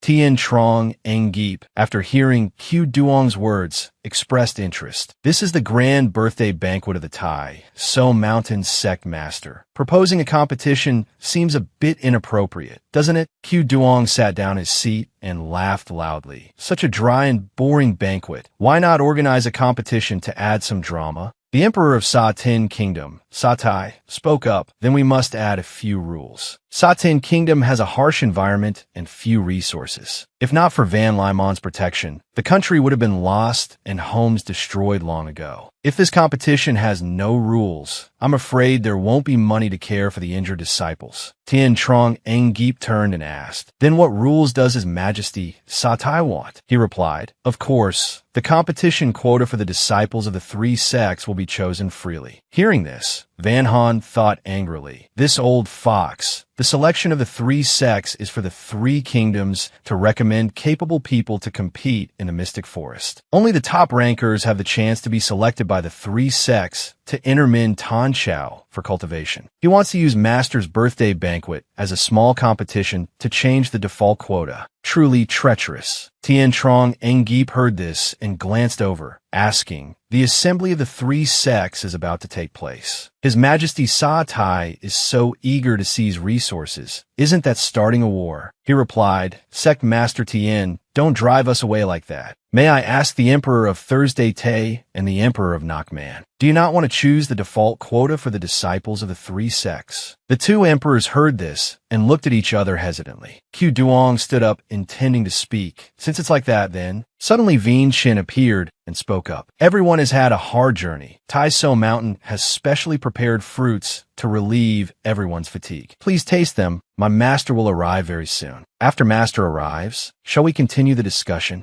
Both of them heard this, huffed coldly, and sat down, while Vien Shin glanced at Van Han to send a message. "Junior sister, go invite master quickly." She immediately nodded. "Yes, senior brother." Van Han left the banquet hall and ran off in a hurry. Just then, someone shouted, "Master!" It turned out Lam Chu was running towards her calling, "Master!" Seeing him, she immediately asked, "Why are you here? Didn't I say you guys should go take care of the attendants from the various countries?" He replied, "Because Van Limon has their eyes on Nakman's courtyard." Before he could finish, the sound of arguing rang out. "Sun Tui Siu is specially prepared for the animals brought by Nakman. It cannot be changed." She was startled and looked over to see the head disciple of Van Limon asking angrily, "Are you saying our Van Limon is not equal to a bunch of animals?" The other disciple replied, "That is not what I meant." Van Han hurriedly ran over to intervene. Tai So Mountain forbids private fighting. Step back immediately. Both of them hurriedly separated. The person from Nakman hurriedly bowed. Elder Minin, Van Limon insisted on swapping places. This disciple only stopped them with words, never made a move. The disciple of Van Limon shouted angrily, "Why can they stay there, but we cannot?" Just then, Huin Trak appeared to resolve the situation. "Our Tai So Mountain still has two identical houses." Van Han saw him and bowed respectfully. "Master, disciple was just about to go find you." He said, "I already know about the matters in the hall. Give orders to arrange identical houses for the two countries and two sections." Lam Chu immediately bowed. "Yes, Grandmaster." However, the guy from Van Limon still insisted, "No, we want to stay at Sun Tui Siu." The person for Nakman heard this and curled his lips in disdain. "Is there something wrong with you?" Huin Trak's face darkened in anger as he asked, "Do you have any dissatisfaction?" Both of them lowered their heads, trembling and sweating, then hurriedly bowed. "Disciple dares not." "Thank you, Sect Master Trak." He nodded and then used magic to remind his disciple. "Van Han, the people in the hall all have their own secrets. Keep quiet for now and wait to see what their objectives are." She immediately replied, "Yes." Then Huin Trak walked inside. Seeing him, everyone stood up and bowed in greeting. "Greetings, Sect Master Trak." Only Qiu Duong remained seated, smirking. "This old man's legs and feet are inconvenient. I cannot stand up myself." Then Huin Trak walked past him, paying no mind, and said, "Everyone sit. No need to be formal." Qiu Duong, being ignored, immediately gritted his teeth in anger. Van Han also returned to her seat. Just as she was about to sit down, someone rushing towards her with a knife shouted loudly, "Van Han, go to hell." She turned her head in fear, but the guy was already knocked away. Huin Trak frowned. With magic still lingering on his hand, he asked, "Who dares to attempt an assassination at Tai So Mountain?" Qiu Duong, seeing the person, asked in surprise, "Bat do." He clutched his wound, stood up, and shouted, "You kill my senior brother. Do you want to kill me to silence me too?" Van Han frowned upon hearing this. After the plot changed, unforeseen events began to occur. Q Dong hurriedly ran to his side and whispered advice, daring to run wild at Tai So Mountain. Do you not understand the rules? Step down immediately. Bat Du pointed at Van Han and blamed her. Sect Master, Van Han killed my senior brother. I must take revenge. Q Duong followed along, turned to look at Van Han, and said, Impossible. Elder Van Han and your senior brother have no grievances. How could she be the culprit? Van Han hesitated, intending to explain. But Huintrak stopped her. Van Han, let's see what they want to do. She immediately replied, yes. Bat Du pointed at her and criticized, my senior brother and I only accidentally offended you at Luong Vien. You held a grudge and then killed my senior brother. I want you to pay with your life. Q Duong pretended to stop him. The sect masters are all here. Even if Elder Van is truly the culprit, it is not your turn to act. Baseless words. Do you have any evidence? He slightly curled his lips in a smug smile. Bat Du, as if having rehearsed beforehand, immediately said, I have evidence. Finishing his sentence, he held out the ring in his hand. Immediately after, his senior brother's corpse was thrown onto the ground. He pointed at it and said, the Tai So sword technique on the corpse is the evidence. Q Duong covered his mouth and smiled slightly. You could have just said it. Why bring the corpse here? Sect Master Track's great birthday celebration is still ongoing. Such offense is unacceptable. Put it away quickly. Bat Du, with tears in his eyes, acted out his part. Senior brother treated me like a blood brother. If I don't avenge him, I won't be resigned. Q Duong gave a thumbs up and praised. As long as you tell the truth. Van Han saw this and nodded. Disciple understands. Van Han used magic to summon her sword. She swung the sword to demonstrate. Tien Trong Engeep was surprised to see this. Elder Van is actually a left-handed sword user. Thursday Dintien praised, my aunt is truly amazing. She even knows how to use a sword with her left hand. Q Duong, seeing things go wrong, gritted his teeth. Why did it turn out like this? Van Han began to analyze. Everyone here is a reasonable person. The state of this wound, I don't need to. I am not good at swordsmanship because I practice with my left hand, but judging by the deceased's wound, the culprit seems to have used a sword with their right hand, right? Van Han thought to herself. The original host was someone who focused solely on cultivation and ignored worldly affairs. Very few people knew her. It really helped me out big time. Q Duong heard this and broke into a sweat, cursing inwardly. Damn it, I intended to use this to drag Van Han down and weaken Tai So Mountain's power. I didn't expect to be played by her. So he gave an awkward laugh. Misunderstanding. Then he turned and scolded. Why haven't you apologized to Elder Van yet? Coming to cause trouble without investigating clearly. Bat Du tried to argue back. Sect Master, it was her. But he hurriedly blocked Bat Du, bowing respectfully. It truly was a misunderstanding, but it has cleared the suspicion surrounding Elder Van. It is also a good thing to avoid rumors in the future. Huintrak heard this and mocked. Putting it that way, I still have to thank the sect master for thinking of our Tai So Mountain. Then he laughed awkwardly. This matter was my... Huintrak didn't bother listening to him finish and turned to walk away. This matter was clearly orchestrated by someone. Since it involves me and the elders of Tai So Mountain, it must be investigated clearly. He sat down in his seat and ordered, Van Han, this matter concerns you, so I entrust you to investigate it. She bowed. Yes, master. Disciple will definitely find the real culprit and give Tai So Mountain an answer. Huintrak frowned and said loudly, no matter who it is, daring to commit murder and frame others. If found, Tai So Mountain will definitely not spare them. Q Duong's face darkened upon hearing that. His body trembled as if in fear. At Van Han's immortal chamber, her voice rang out. I don't know what master is planning to assign this to me. Thursday Tan, sitting next to her, immediately spoke up. There's still me. I can help you. Van Han immediately turned to him. Split the task of keeping an eye on each courtyard with your junior brothers, so that nothing happens to catch us off guard. Van Han then turned to Lam Chu and assigned, you go to Van Lai Mon and ask around about any connections to this corpse. Lam Chu heard this and asked, Master isn't going with me? She smiled and replied, this is just a trivial matter. As your teacher, I trust you can handle it well on your own. However, in her heart, she thought, I'm not going on such a dangerous mission. Lam Chu, unaware of this, was extremely touched and said, since Master trusts me so much, I will definitely investigate clearly. After finishing the arrangements, she immediately shouted, depart. Both disciples replied in unison, guaranteed to complete the mission. At the temporary residence, courtyard on Tai So Mountain, Lam Chu raised his hand to push the door open when someone spoke up. Ooh, this startled him, and he turned his head, wondering, not this unlucky, right? A drunkard holding a wine jar staggered over and asked, who is it? Who is there? He approached Lam Chu, raised a wine bottle in his hand, and said, Senior Brother Luong, come here and drink more. Lam Chu saw this and thought, turns out it's a drunkard. I thought the start was already unsuccessful. Unlucky, unlucky. So he put his arm around the other guy's shoulder and said, come,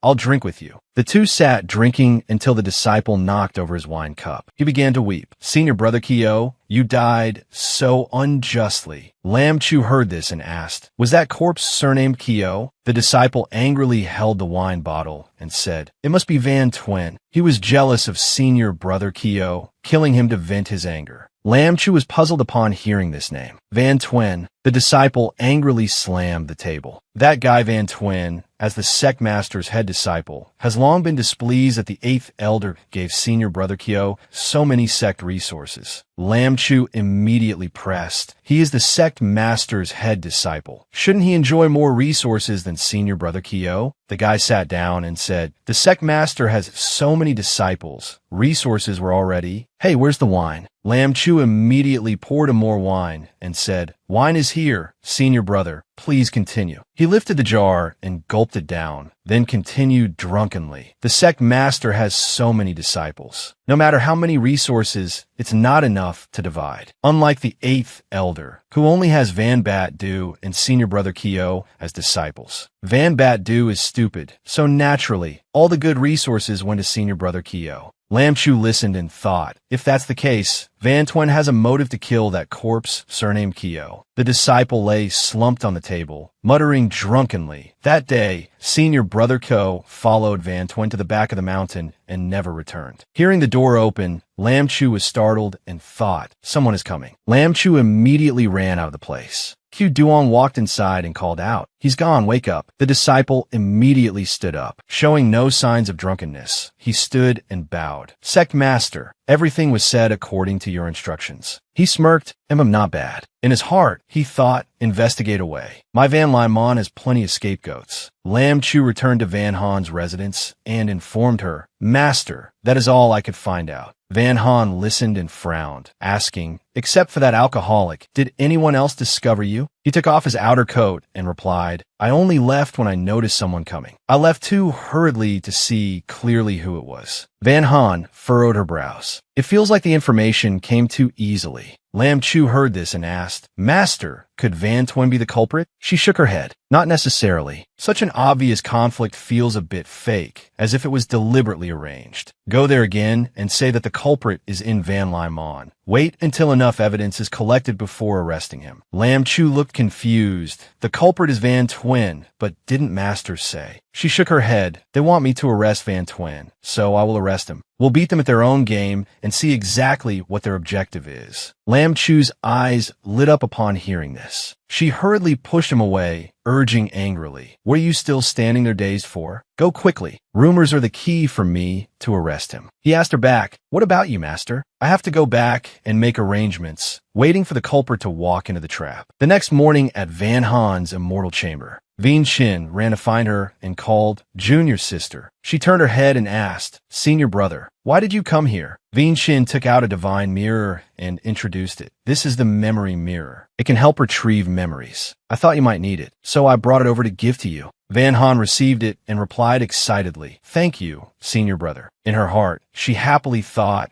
the feeling of holding it is so pleasant, it's definitely not cheap. Veen Chin patted her head and smiled. Do whatever you want to do. Tai So Mountain will forever be your support. She nodded and obediently said, Inside Van Han's small courtyard, at a lotus pavilion, Lam Chu sat bored and said, "Master, this news has been spreading for 2 days. The disciples are all saying Van Limon staged this to frame us. Why hasn't anyone made a move yet? I already told Thursday Tan and the others not to be too tight. Reveal a few flaws, and naturally someone will show up." Lam Chu immediately understood, so that's how it is. I'll go inform them right away. That night, a man in black broke in. He gently opened the courtyard door, entered inside, and began rummaging through books on the shelf. Just then, a voice rang out. "Hey, you in black. I wonder what you're looking for." Hearing a human voice, he immediately turned and jumped out the window. Immediately, someone swung a rope to bind him. "Where do you think you're going?" After catching the person, Thursday Tan immediately called out, "Master, we caught him." Van Han opened the door, walked in, and smiled praisingly. "Well done." She stepped forward and pulled off the face covering, asking, "Van Twin?" He clicked his tongue in annoyance. Van Han said, "It doesn't matter if you don't admit it. Catching you is good enough." Then she turned to instruct Thursday, Tan, "Go tell the others to continue monitoring Van Limon. Report immediately if there is any movement." He bowed and replied, "Yes, master." The next morning at Huintrak's courtyard, he sat at the dining table and asked, "I heard you caught someone last night." She said respectfully, "Master, disciple has investigated clearly. The culprit is Van Twin, a disciple of Van Limon." Q Duong immediately stepped forward and asked, "You say he is Van Twin?" Van Han replied, "This person broke into my room last night, tried to destroy incriminating evidence, and was caught by me." He smirked. "Is Elder Van senile?" "This person is not Van Twin at all. He looks more like a disciple of the Tien Hack sect." "Oh, I know. Tien Hack sect killed someone and disguised it using Tai So Mountain sword technique to cause a dispute between the two sides. What a good plan." Tien Trong Engip, being dragged into this, immediately scolded, "You spit blood on people." Q Duong scolded back, "Who doesn't know you rely on Tai So people? Wanted to eat from both the inside and outside? Truly one big family." Tien Trong Engip hurriedly explained, "Sect Master Track, don't listen to him sowing discord. He is just sore about our alliance." Huintrak kept a stern face and did not reply. Tien Trong Engip hurriedly bowed and stammered, "This guy is indeed a disciple of our sect, but he cannot be the murderer." Van Han said, "Oh, upon hearing that, I didn't say he was the murderer. I only said he was the culprit, but I didn't say he was the one who killed the Van Limon disciple." Just then, the bound and gagged man in black let out a few muffled cries. Van Han immediately ordered, "Ungag him. Let's see what he wants to say." Thursday Tan immediately replied, "Yes," then stepped forward and pulled down the cloth gagging him. He immediately shouted, "I'd kill the one named Kyo. He owed me money and wouldn't pay. He deserved to die." Hearing this, Tien Trong Engip trembled. "You've only joined the sect for a few days. How could you have any connection with him? And how could you have the strength to kill him?" Q Duong smirked and began shifting the blame, deliberately concealing his strength, and even stealing Tai So Mountain's mental cultivation methods. "This disciple of yours is truly not simple, is he? Pen Jongai Sautet Angli Sudzomala." The man in black knelt facing him and said, "Master, this disciple is unfilial and has failed your teachings." Hearing this, he trembled. "You really?" Van Han spoke up, "That can't be right." That day, the disciple named Kyo could exchange a few moves with Thursday Tan. Yet last night, you were defeated in a single move. Clearly, you are no match for that disciple named Kyo. Saying you killed him is a bit far-fetched. The man paled and made an excuse. "That day he was drunk, so I was able to succeed." Van Han bowed and reported to Huintrak, "I believe that Van Twin of Van Limon and the disciple named Kyo had a very clear conflict. Compared to this person here, I am more inclined to believe the murderer is Van Twin." Tien Trong Engip immediately chimed in, "I have met that Van Twin. He is not a good person. I trust Elder Van's judgment." Kyo Duong frowned. "He has already admitted to the murder. Are you all trying to cover for someone?" Tien Trong Engip scolded angrily. "Kyo Duong, are you trying to make my disciple a scapegoat, which is why you want to dispose of him so quickly?" The old man scolded back furiously. "You can eat indiscriminately, but you cannot speak indiscriminately." Tien Trong Engip gritted his teeth in anger. "You Van Han calmly took out the magic mirror that Vien Shin had given her and said, "Words alone are useless. We need evidence. The mirror of memories can probe memories to reveal the truth. Let's take a look." Saying this, she shone the mirror on the disciple. The front of the mirror lit up. A memory scene immediately unfolded, showing the man in black meeting with Van Tuen. That person is Van Tuen. I have met him before. The scene shifted to a man in black using a knife to slit the throat of that senior brother. Tien Trong Ngip hurriedly said, "I told you the culprit wasn't my disciple. Let me see who it really is." As the magic mirror tried to focus on the person's face, just as it was becoming clearer, the mirror suddenly shattered, startling Van Han. It broke. Huyn Trak was startled and hurriedly channeled his power to create a shield right in front of Van Han, blocking the shards from the mirror. She bowed. "Thank you, Master." He sat down at the table and said, "From the mirror, the killer is someone else, but the fact that Van Tuen bribed him is also true. You should personally bring Van Tuen here." She replied quietly, "Understood, Master." Then she went outside with Thursday Tan. Lam Chu saw them and immediately ran up to ask, "Master, what was the result?" She smiled. "As long as we find Van Tuen, we can know who the culprit is. Thursday Tan, you go back first. Lam Chu and I will go find Van Tuen."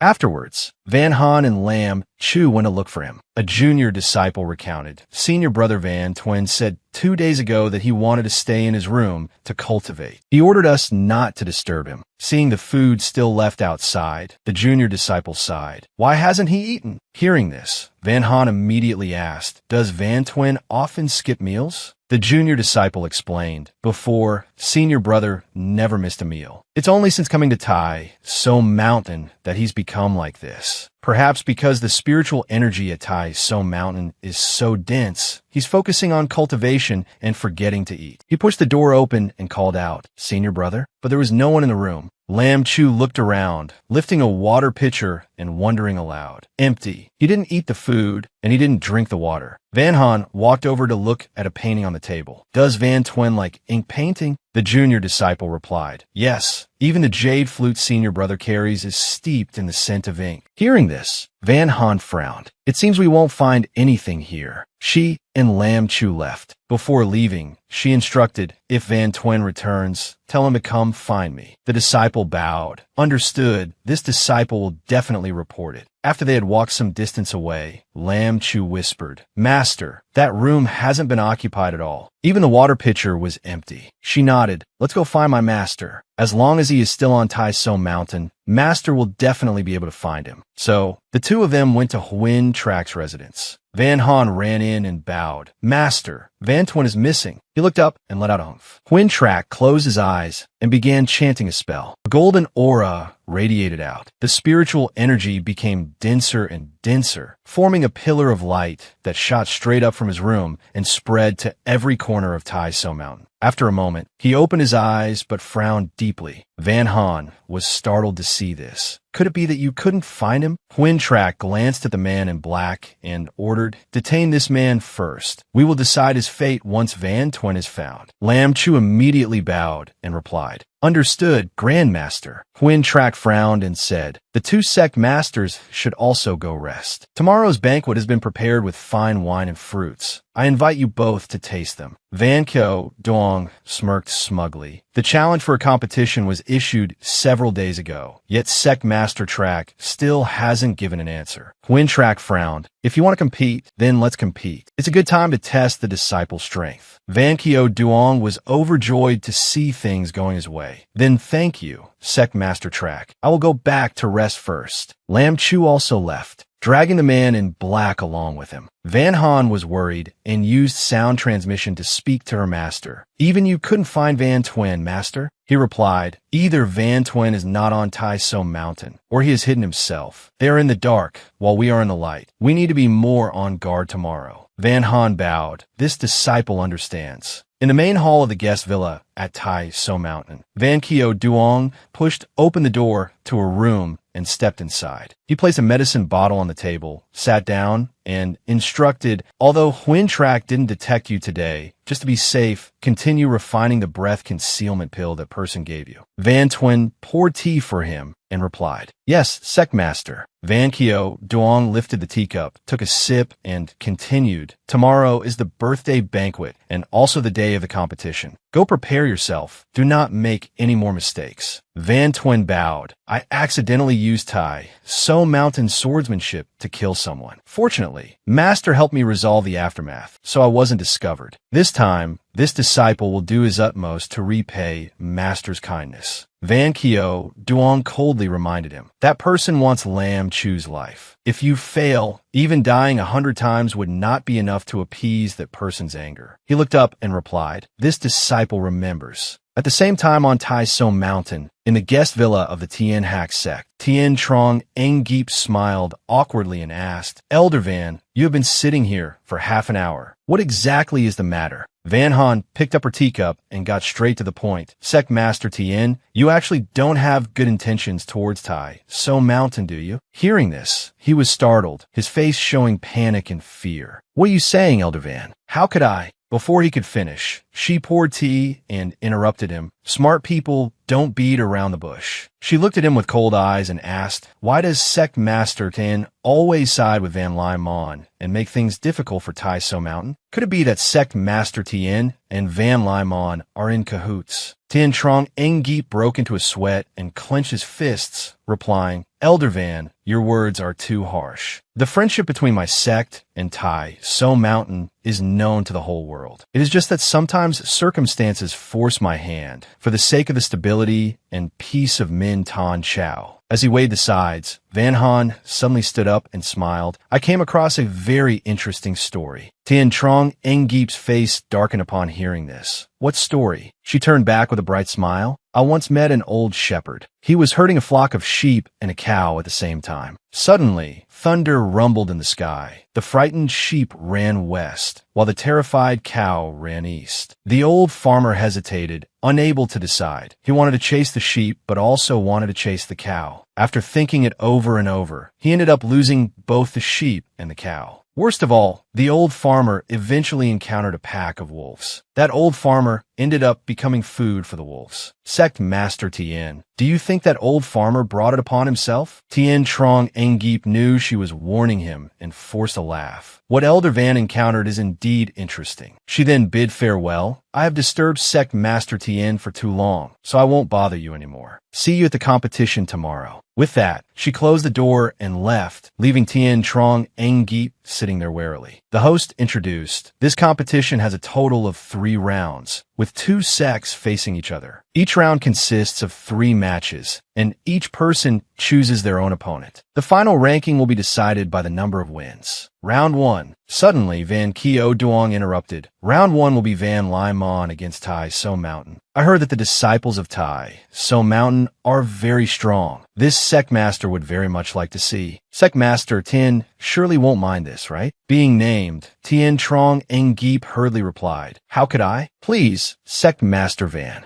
Huin Trak, sitting in the center, spoke up. "Then let us begin." A disciple from Van Lai Mon stepped onto the platform, bowed, and shouted, "Lu Kio of Van Lai Mon wishes to challenge Elder Van's head disciple, Lam Chu." Van Han was startled upon hearing this. Then she turned and frowned, warning him, "Van Lai Mon uses hidden weapons. Be careful." He immediately replied, "Yes, master." Then Lam Chu and the other person went up to the platform, preparing to fight each other. The disciple, named Lu Kio, smirked. "Hidden weapons have no eyes. You'd better be careful." Lam Chu took a fighting stance, only giving a cold snort in response. As soon as the match began, the disciple threw out a hidden weapon coated in poison. Lam Chu was startled when he saw it. Van Han was also shocked. "Poison?" She spoke up angrily. "It's just a normal sparring match. Isn't coating weapons in poison a bit excessive?" Van Kyo Duong spoke sarcastically. "Elder Van, rest assured, I always carry the antidote with me. Your disciple is so excellent. Surely he can handle this little trick?" Hearing this, she snorted coldly. Secmaster Van had better keep that antidote handy. An announcement rang out. Tai So Mountain wins this match. Hearing this, Van Han looked over in surprise. On the platform, the disciple had been defeated. Lam Chu stood in place and bowed. Just as he turned to step down, another disciple stopped him. Confused, he asked, "What is the meaning of this?" The man spoke up. "Disciple of Van Lai Mon seeks instruction from senior brother Lam Chu." Tian Trong Eng Geep spoke sarcastically. "Since when did Van Lai Mon learn the tactic of wheel warfare?" Van Kyo Duong snorted coldly. "The rules only say that each side chooses their own opponent. They do not say that one cannot choose the same person." Hearing this, Huin Trak's face darkened as he looked over, while Van Han cursed silently in anger. Shameless, both sides rushed into combat, their speed so fast that their figures blurred. The disciple used a hidden weapon to try and slit his throat, but it was blocked. Finally, the referee announced, "This match is a draw."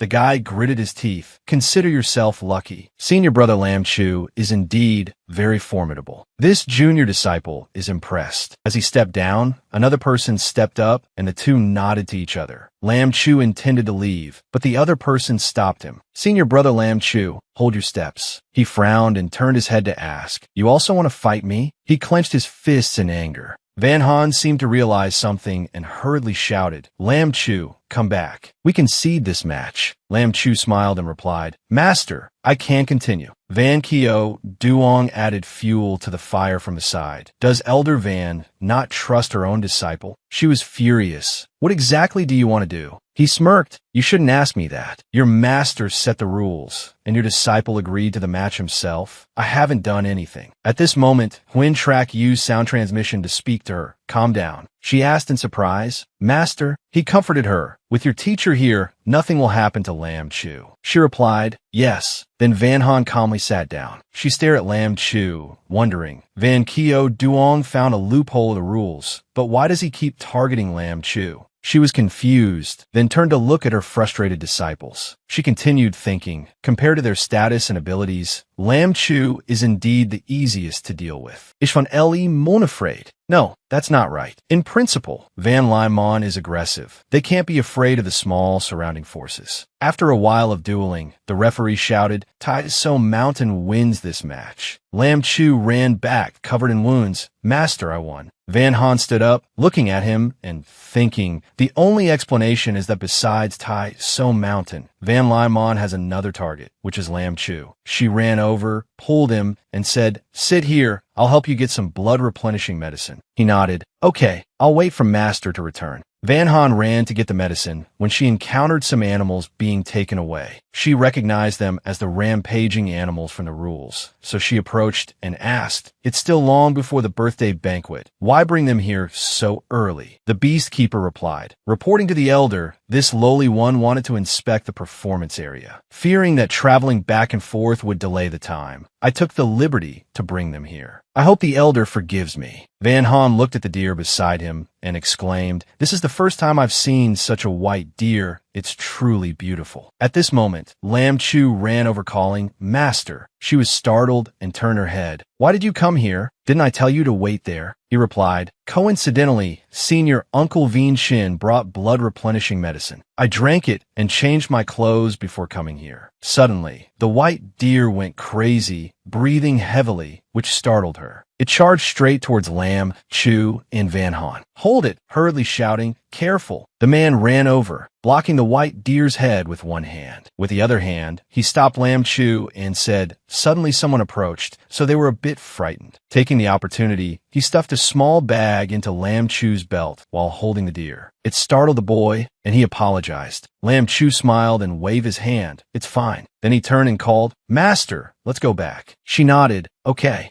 On the stands, Veen Shin held a scroll and read the match results. Tai So Mountain, 4 wins, 2 draws and 6 matches. Tien Hack Sect, 6 matches, 2 wins, 1 draw. Van Lai Mon, 6 matches, 1 win, 1 draw. Final ranking, first place Tai So Mountain, second place Tien Hack Sect, third place Van Lai Mon. Lam Chu walked while turning his head to praise. The junior brothers won quickly. Van Han nodded proudly. Yes, worthy of being my disciples. She approached Huintrak's seat and bowed respectfully, reporting to Master, the birthday banquet is properly prepared. Please move there, Master. He stood up and spoke. Since it's ready, let's go. Distinguished guests have come from afar. We cannot keep everyone waiting long. The group moved into the main hall. Huintrak sat in the host's seat. On both sides were guests and his disciples. Birthday gifts for him were presented one by one. Luke Thursday Tay presented hundreds of rare medicinal herbs. Knock My Kingdom presented hundreds of fur pelts. Jia Tin Country presented hundreds of jars of Jade Sea Rain wine. Van Lyman presented an immortal crane dagger, bowing in respect to the immortal. Tien Hack Sect presented a first-class immortal crane, wishing Sect Master Track boundless longevity. A rare white deer appeared in Nok Lan in recent years, specially brought here to dance as a gift for Sect Master Track. Melodious music began to play. Van Han sat in her seat, full of vigilance, wondering, where will they strike from? Someone began to play the flute. The herd of white deer and the birds and beasts also began their dance. Seeing this, Van Han frowned. Have they started acting already? She immediately whispered, Lam Chu. He looked up asking, Master, she whispered a reminder, stay close to me later. They didn't strike during the competition, so they will definitely act during the banquet. He immediately nodded. Yes, Master. Thursday Tan turned around suspiciously and asked, This is the Ancestral Master's birthday banquet. They wouldn't dare to act recklessly, would they? Van Han shook her head. The grander the setting, the more likely they are to strike. Just then, the white deer suddenly went mad and charged forward. Someone panicked and shouted loudly, Please stop it. Van Han was startled seeing this. The white deer charged straight towards her. Lam Chu, who was behind, hurriedly pulled her aside and shouted loudly, Master, be careful. Master, be careful. The deer crashed headfirst into the wall, then turned to attack other guests. Not only the deer, but the performing birds also seemed controlled, frantically attacking others, causing everyone to scream in panic. Help! All disciples, leave the main hall immediately.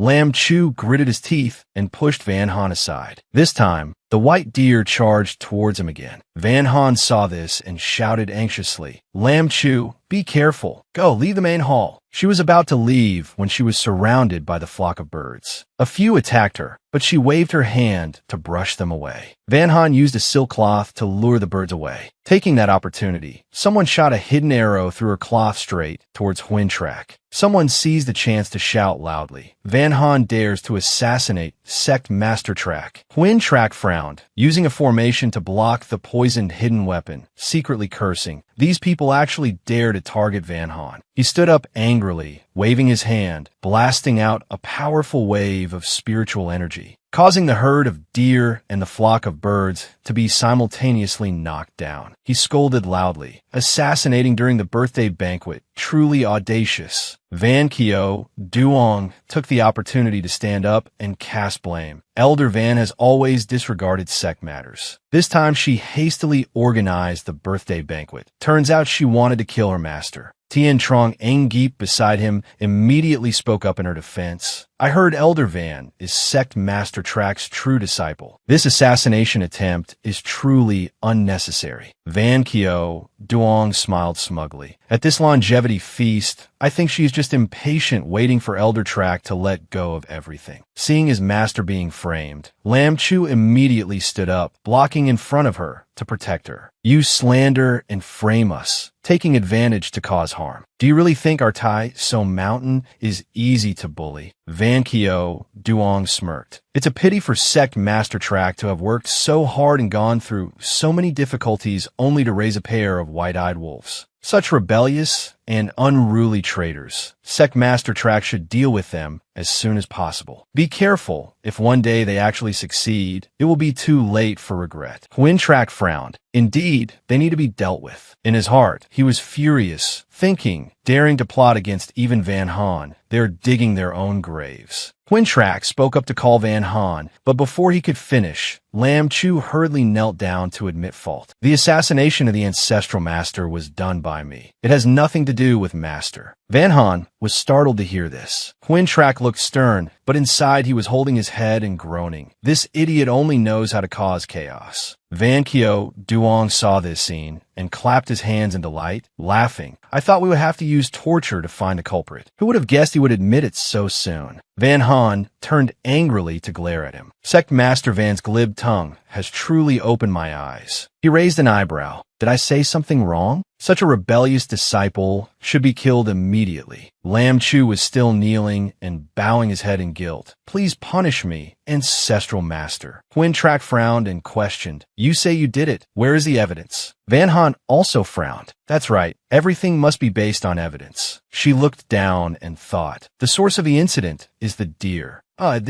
She stared at it for a while, then recalled earlier. Could it be that Lam Chu has something that attracted it? She immediately pulled Lam Chu up and ordered him to take off his clothes. Hearing this, his face turned bright red, and he hurriedly covered his body, stammering, Master, that's not okay. But she only coldly ordered strip, so he had to blush and reply, yes. Then Lam Chu removed his belt. A sachet fell out. From the sachet rolled out a pink pill, emitting a fragrant scent. As soon as the deer smelled that scent, its eyes immediately turned red and it stood up. Lam Chu now understood, so it was to find evidence. Van Kyo Duong took the opportunity to add fuel to the fire, hiding fragrance on his person to drive spirit beasts mad. The evidence is clear. Then I will help Sect Master Track destroy this rebellious disciple. Having said that, he stood up and waved his hand to attack Lam Chu, startling him. Just then, Quintrak also stood up. He waved his hand, and a blast of spiritual power blocked Van Kyo Duong's attack. He said sternly, Tai So Mountain's affairs do not need outsiders to intervene. How do you explain this fragrance? Lam Chu hurriedly explained, this thing isn't mine. He sat down and asked, did you have contact with anyone today? Van Han also recalled, the person who had close contact with Lam Chu today, besides me, there was only that fake beast tamer. As if realizing something, she hurriedly turned her head to look around. Van Han saw a figure sneaking away and shouted, it's him. Master, don't let him escape. As soon as she finished speaking, that person was caught by Quintrak's spiritual power. He struggled frantically. Let me go. I'm just a beast tamer. I don't know anything. He added a bit more spiritual power. Immediately, Van Twin was knocked out of that body. Everyone exclaimed upon seeing him. Van Twin. Quintrak stood up and said coldly, this seat searched all over Tai So Mountain and couldn't find you. Turns out you used a special method to hide. He refused to be bound and started blaming others. Van Han, the hidden weapon in the assassination was thrown by you. Everyone saw it. Don't you try to blame me. Van Han asked back. Then how do you explain hiring someone to commit murder? He went pale, gritted his teeth, and had nothing to say. Van Han turned her gaze towards Van Kyo Duong. Does Sect Master Van have nothing to say? He went pale and replied, what is there to say? As soon as he finished speaking, he immediately gathered spiritual power in his hand. He struck a palm towards Van Twin, killing him on the spot, and said, this traitor must be killed without mercy. Seeing this, Quintrak sternly announced, the culprit is dead. Let's consider this matter closed. Everyone wait a moment. I will choose another courtyard to prepare food and drinks to comfort everyone. Van Han hurriedly shouted, Master, there's still the poison. He interrupted, Van Han, take Lam Chu and go prepare first. Van Han was surprised to hear this. Master doesn't want to investigate the source of the golden poison. Van Kyo Duong saw that things had failed, so he found an excuse to leave. The gifts have been sent. The birthday banquet has been eaten. No need for comfort. Van Limon will take our leave first. Quintrak nodded. If so, I won't keep you. Van Han, see Sect Master Van off. The others also spoke up in unison. I also have to return. Veen Chin stood out to see them off. I will see you all down the mountain. On the way back,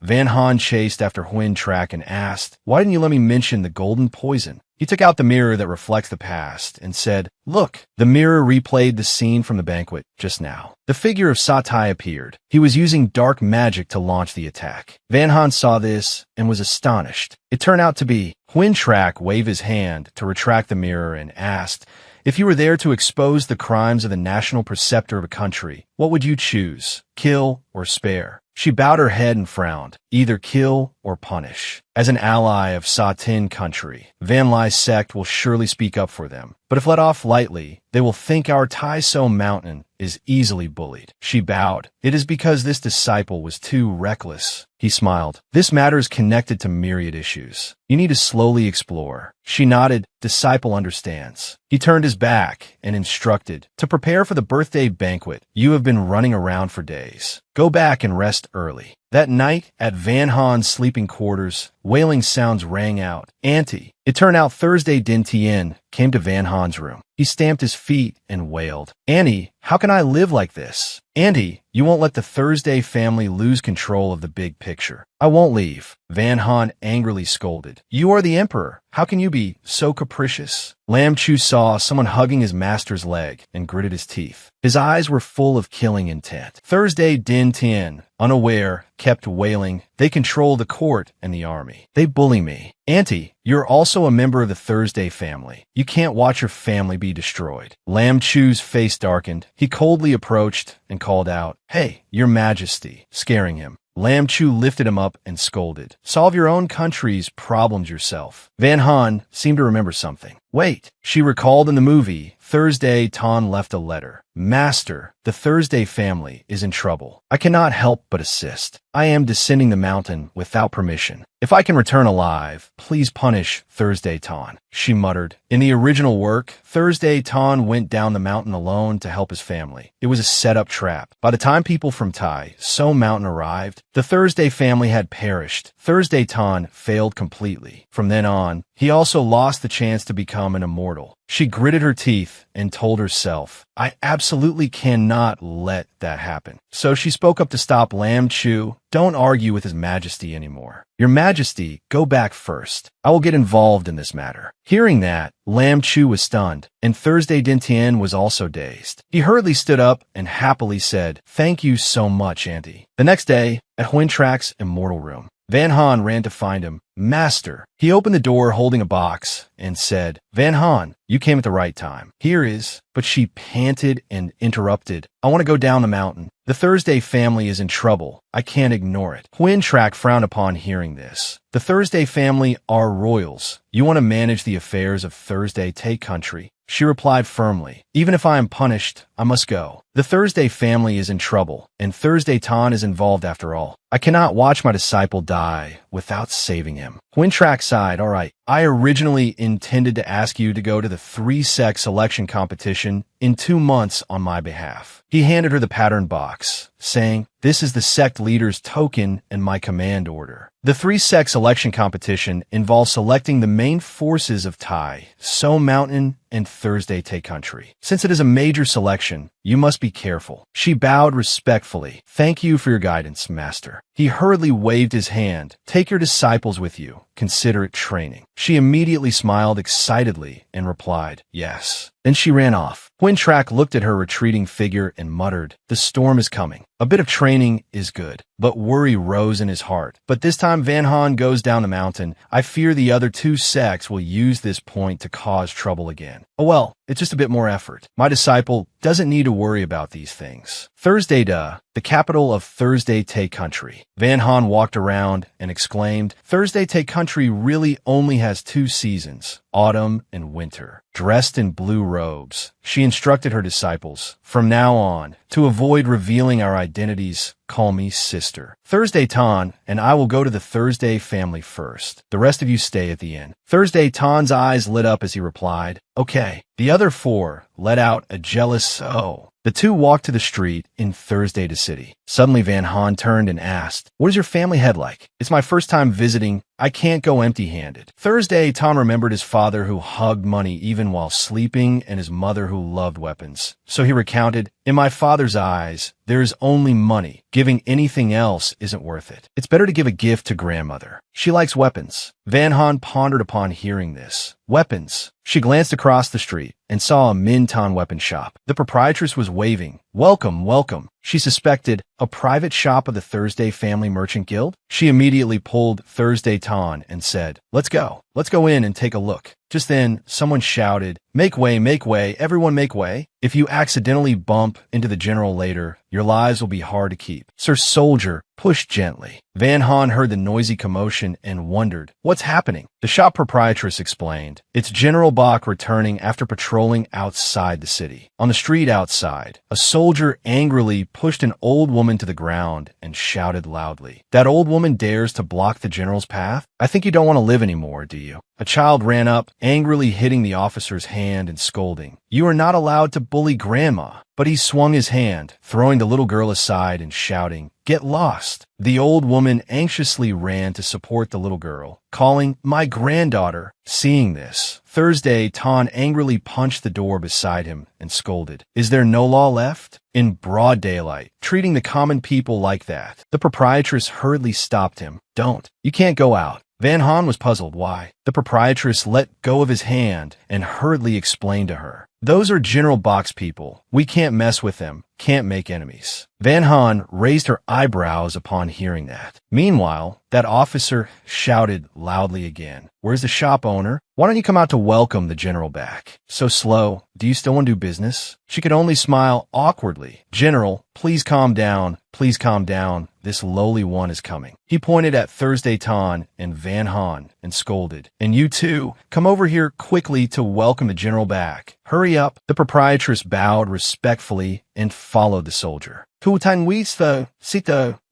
She frowned and replied, let's go over and see. Outside on the street, a troop was parading. Surrounding them were people kneeling and shouting, the general returns to the city. Kneel! The common people shouted in unison, respectfully welcome the great general back to the city. General Bach rode on a horse, looking extremely majestic and solemn. Van Han and Thursday Tan hid behind a pillar to watch. Thursday Tan despised it and criticized, just patrolling the barracks, yet he needs to clear the streets and make the people kneel. It's truly even more ostentatious than the emperor. Van Han frowned. Such blatant overstepping of authority. It seems Thursday T's problem is even more serious than I imagined. Just then, a man bumped into the two of them. Thursday Tan saw this and shouted angrily, you bumped into someone. But Van Han stopped him, causing him to ask in confusion, sister? She raised her clenched hand. Inside was a piece of paper that read, East Palace Gate has reinforcements. Thursday Tan was surprised. This is His Majesty. She nodded, yes, let's go. At the Emperor's study, a cry rang out. Auntie! Seeing Van Han enter, Thursday Din Tin immediately stood up and laughed. I've been looking forward to your arrival. Beside the Emperor, an old woman stood up and bowed. Greetings, Elder Van. She was the grandmother of the Thursday family, Thursday Dungmin. Thursday, Tan happily introduced. Master, this is my grandmother. Van Han nodded in greeting. This trip, it's inconvenient to reveal my identity. Grandmother Thursday, just call me Miss Van. She smiled and replied, that works too. Miss Van, please sit. Van Han spoke softly. Thank you, grandmother. She sat down next to the Emperor and raised her eyebrows to analyze. Bak Vu Q holds tight to military power, condoning his subordinates to kill indiscriminately. Hua Van Dyne holds the position of prime minister and is also the imperial tutor, holding the future of tens of thousands of scholars in his hands. These two are major troubles. Thursday Din Tien replied, Auntie, you really care about Thursday Tay. You hit the nail on the head. The power and positions of these two are clear. She nodded. I only know roughly. I still need you to clarify the current situation. In her heart, she thought, after all, I have watched the movie. Thursday Din Tien sighed. Actually, you've said all the main points. It's not that I haven't tried, but Bak Vu Q always insists on occupying military power, refusing to yield. In the end, I could only win over some people in the border areas. Thursday Dungmin added, Hua Van Dyne and Bak Vu Q divide the court between them. We try to sow discord, but they repeatedly instigated disputes, yet it was all useless. His Majesty has yielded until now for that reason. Just then, a palace maid outside announced, Your Majesty, the palace banquet is ready. Please, Your Majesty. The Emperor nodded. I know, you may withdraw. Then he turned and said, Auntie, go to the banquet with me first. You will see the situation more clearly then. She turned to call Thursday Tan. Go to the inn and bring your brothers to the Thursday family home. Don't let anyone discover you. He immediately bowed and replied, understood. At the banquet of Thursday Tay country, the eunuch shouted loudly, His Majesty arrives. The ministers in the court stood up one after another to bow. Welcome, Your Majesty. The emperor walked in, smiled, and waved his hand. Ministers, no need for excessive ceremony. Thursday Dung Min gently reminded, later, Miss Van, you just need to watch. Leave the rest to me. She nodded, okay. Then she sat at her table with her. But the seats of Bok Vu Q and Hua Van Dien were still empty. Van Han saw this and wondered. The banquet has already started, yet those two haven't arrived yet. Thursday Dung Min sighed. They're always like this. If His Majesty is displeased, they bring up their merits. Just then, the eunuch shouted, Lord Hua has arrived. General Bok has arrived. Both walked in, smiling and saying, We are late. Hope Your Majesty forgives us. Your Majesty is magnanimous. Surely you won't take these things to heart. Van Han frowned. Wearing armor into the palace? Thursday, Dung Min frowned and replied, Bok Vu Q has saved His Majesty's life many times, so he asked for the special privilege of not removing his armor when meeting His Majesty. The emperor on the throne smiled. You two fought the enemy and stabilized Thursday Tay. You are great meritorious officials of Thursday Tay. How can we fuss over these rituals? The students, seeing Hua Van Dien, simultaneously stood up and bowed. Greetings, teacher. He waved his hand. In front of His Majesty, no need for excessive ceremony. Van Han thought with disdain, Hua Van Dien students are even more showy than I imagined. She turned and asked, Hua Van Dien's students span across the 6 ministries of the court. It's almost entirely his power base. Is there no one in the court who opposes? Thursday Dung Min explained, the Bok and Hua families are related by marriage. They are also both great meritorious officials. It can be said that this entire court is in their hands. Who dares to offend them? Seeing everyone present, the emperor spoke up, everyone has arrived. Then, he hadn't finished speaking when Bok Vu Q waved his hand and interrupted, Start the feast. I've been on the road for so long. I'm starving. Everyone eats little in the palace, and the food is scarce. If it's not enough, order more. Can't go back on an empty stomach. Hua Van Dien sat opposite, his face showing a judging look. General Bok, this is a palace banquet, not your barracks. He slammed the table and shouted, So what if it's a palace banquet? A palace banquet must also let people eat their fill. If we don't eat our fill, how can we fight battles? Thursday Dung Min turned and explained in a low voice, Don't look at that foolish appearance of Bok Vu Q. We must be careful. Whenever there is someone in the capital, he will investigate clearly. This is also the reason we cannot infiltrate the capital's army. As soon as she finished speaking, he noticed Van Han. It seems the person beside old Madam Thursday is a strange face. Old Madam Thursday rarely attends palace banquets. So why is she here today and bringing a young lady along? Thursday, Dung Min smiled. General Bok has sharp eyes. This is a girl from a side branch I am raising. Her body has always been weak. He interrupted her. Speaking of weak,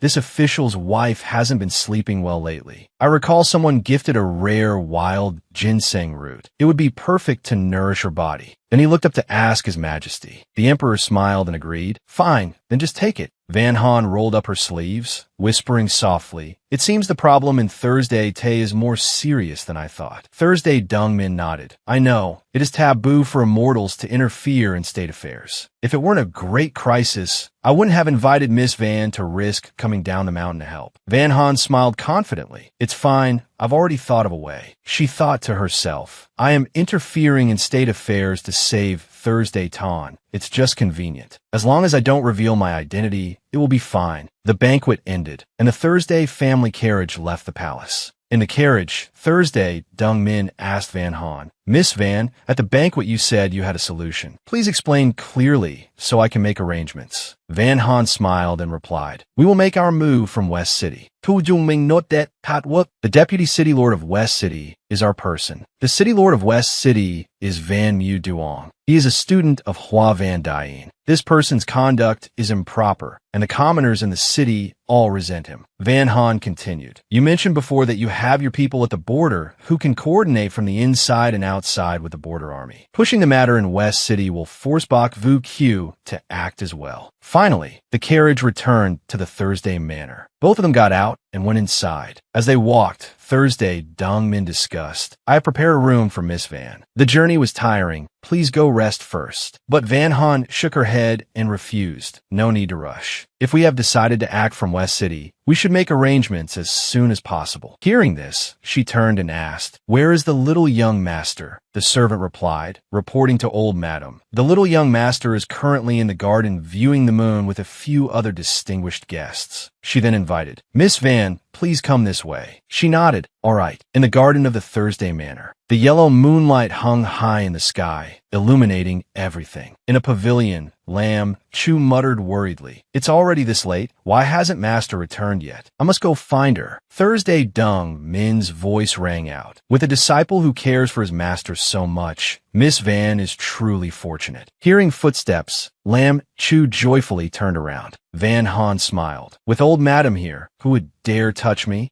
She sat down in the pavilion and told her disciples, On the way here, I discussed with old madam. To resolve the difficult situation of the Thursday Tay country, we need to start from Suden Li, Tenhua In Tedu. Wait. He reached out and set up a barrier. Speak carefully. Master wants to discuss matters concerning the fate of Thursday Tay. It is best to be cautious. Spiritual power radiated from Tien Hoa, enveloping the entire pavilion. Van Han continued, I have discussed with the matriarch of the Thursday family. We will strike from West City. Since West City is on the border, we can use the time delay in message transmission to cause confusion. When the time comes, the Thursday family matriarch will arrange for internal support. Tien Hoa, you, and Nokdao go to West City. Calculate carefully. Also, Nokdao's martial arts are high. I feel more at ease letting the two of you handle matters in West City. Tien Hoa frowned and asked, Does Master have a plan for inside West City yet? She replied, An epidemic. If such a disaster occurs in the place he manages, Hua Van Dyne will have to take responsibility. Thursday Dong Min shook her head. Hua Van Dyne has many subordinates. What if he sacrifices the pawn to save the general? She smiled. Rumors will disturb the people's hearts, and even more so the army's morale. At that time, Bakvu Q's military power will be unstable. Hua Van Dyne, even if he doesn't wanna, will have to deal with it. Thursday, Dongmin nodded. The border army is stationed outside the city. Van Zhongtrung belongs to my clan, and their troops are among them. It's not far from West City. Van Han smiled. At the border, if rebels occupy a stronghold and the suppression fails, the general bears the greatest guilt. Therefore, Bakvu Q will be held accountable and have part of his military power revoked. Thursday Dong Min's eyes lit up,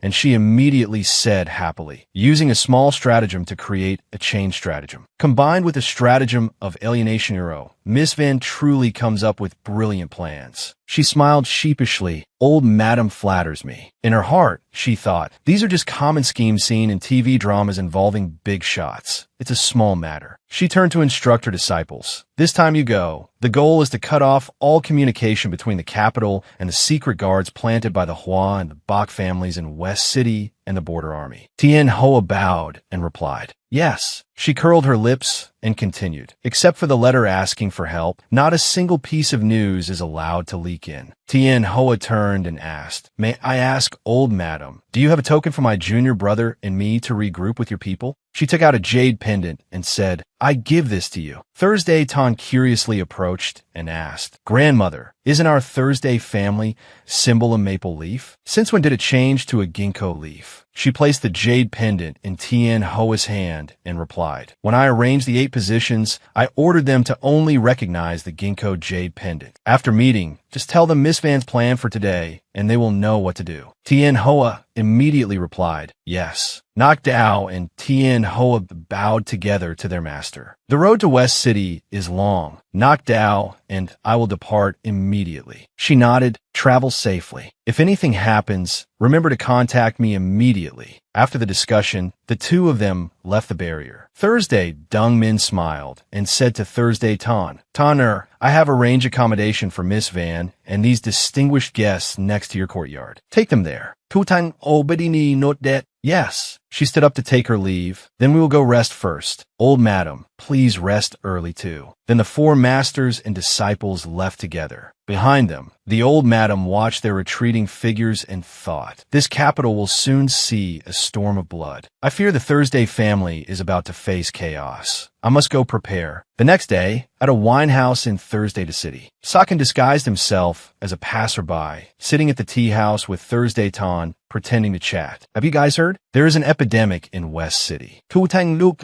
states an epidemic. Sakin nodded. I heard this epidemic spreads very aggressively. Many people have been infected. They die in less than 2 days. A person sitting nearby immediately reacted. What joke are you telling? Our Thursday Tay country hasn't had an epidemic for many years. Sakin turned sharply to argue. West City lies next to the West Forest Swamp. People who go into that swamp die. Birds that fly in also die. No one knows what's inside. Thursday Tan continued. I heard the last time there was an epidemic, it was because someone got close to the West Forest Swamp and brought back something unclean. Sakin nodded in agreement. That's right, this epidemic is even stronger. Almost all the people in the city have been infected. The other person looked suspicious. Is that true? Where did you hear this news? Sakin replied. My distant cousin is a servant in the manor of Imperial Tudorhua. My brother told me this epidemic happened over a month ago. The people in the tea house panicked. Over a month? Then where has the epidemic spread to now? An epidemic? Where is the epidemic? The shop proprietress hurriedly came over to beg. Two gentlemen, please stop talking. Our shop still needs to do business. Sakin looked indifferent and disdainful. Your shop is just responsible for food and drink. Now you forbid us from talking too? The proprietress frowned. That civil official hates people who stir up trouble the most. His disciples are everywhere. If you get targeted, you're done for. Thursday Tan propped his chin up confidently. The news is true. I'm not afraid of being noticed. Hearing this, the proprietress was frightened. Is there really an epidemic? We're doomed. Seeing her run away, Sakin scoffed. Coward. Thursday Tan looked at the persons retreating back and said, I wonder if things are going smoothly on Master's side. At the same time, on the streets of Thursday to outside the city, many people were walking and strolling. Van Han approached a beggar and asked, how many beggars are there in this Thursday to city? The person smiled. A lot, noble one. Do you have any orders? As long as you give enough money, I'll do anything you want. She took out a gold ingot and said, do as I say, and this will be yours. Seeing the gold, the beggar immediately stood up, his eyes shining. Noble one, please give your orders. She placed the gold ingot into his bowl and asked, how long will it take to spread news throughout Thursday to city? He held up 2 fingers and replied, 2 hours. I guarantee the whole city will know. Lam Chu and Van Han looked at each other and nodded. Lam Chu leaned in and whispered into the beggar's ear. After listening, he was startled. Noble one, this matter. She handed him another gold ingot to reassure him. Don't worry, no one will cause you trouble. This is your payment. Upon receiving the money, he immediately bowed in thanks. May the noble one always be wealthy. After finishing the task, Van Han turned around and smiled, saying, in less than half a day, this news will surely reach Hua Van Dyne's ears. Send a message to Tien Hoist Group. Lam Chu immediately replied, yes. At Hua Van Dyne's manor, inside the study, he was sitting and reading a report. As he opened the letter, inside it was written, Student Van Mu Duong begs teacher to save his life. Hua Van Dyne's direct disciple and advisor, Duong Tan Cao, frowned and analyzed. The handwriting in this letter is sloppy. It must have been written in a moment of urgency. We cannot contact West City, nor is there any news from the people we suddenly dispatched. This disciple thinks the epidemic is likely real. Hua Van Dyne angrily slammed the letter onto the table and scolded, useless. Is making money from the West Forest Swamp that easy? I told that idiot several times to be careful in his actions, but he still lets something happen. Duong Tan Cao stood by his side and reminded him, Teacher, news of the epidemic is currently spreading throughout the city. I fear it will be detrimental to your reputation. Hua Van Dyne gritted his teeth. If it cannot be saved, then just kill them all. Duong Tan Cao was stunned and asked back, kill them all? He ordered, follow me. Immediately enter the palace to meet his majesty and present a petition. Kill all the people in the city. Duong Tan Cao hurriedly bowed and replied, yes. In his heart, he understood. Once the killing of all the city's inhabitants was carried out, all the misfortune would be directed towards his majesty. In the study of the Canton Palace within the Imperial Palace, the emperor was sitting in the center. Hua Van Dyne sat to the side. Duong Tan Cao walked up and bowed. Your Majesty, West City has been invaded by an epidemic. The epidemic is very dangerous. For the safety of Thursday Tay, This subject suggests killing all the people in the city. The emperor opened the letter and asked, "Kill all the people in the city?" The petition was already written, seeing that the epidemic in West City is spreading to protect the country and the safety of the commoners. I hereby order Imperial Tutor Hua Van Dyne to, from this moment, seal off West City. Grant death to the commoners. Burn all houses and structures. Prevent the epidemic from spreading. Do not let it leak out. No delays allowed. After reading, the emperor scolded, "Do you know how many people are in West City?" Hua Van Dyne's face darkened as he reported, "Your Majesty, the epidemic has been broken out for over a month. West City is near the border. The border army is there. Once the border army is infected, the Thursday Tay country will be in danger. Moreover, news of the epidemic is spreading throughout Thursday Da, and the people are panicked. I fear it will affect the stability of the realm." The emperor hesitated, but killing all the people in the city is truly. He angrily stood up and urged, "Tomorrow at court, we will ask for the opinion of the officials to see if they want to kill everyone in the city to protect Thursday Tay, or if they want to wait and die along with your Majesty." The emperor gritted his teeth in anger, thinking, "You wrote the decree for me already. What the hell are you asking for?" So the emperor had to stamp the seal. "All right, just do as Lord Hua wishes." That night outside the study, Hua Van Dyne smirked, sending word out, "That is His Majesty's will." I tried my best to persuade him, but to no avail. Duong Tan Cao bowed and replied, "Yes." Outside Thursday to City, people were bustling about. Lam Chu stood listening, then smiled and said, "The news we spread is working."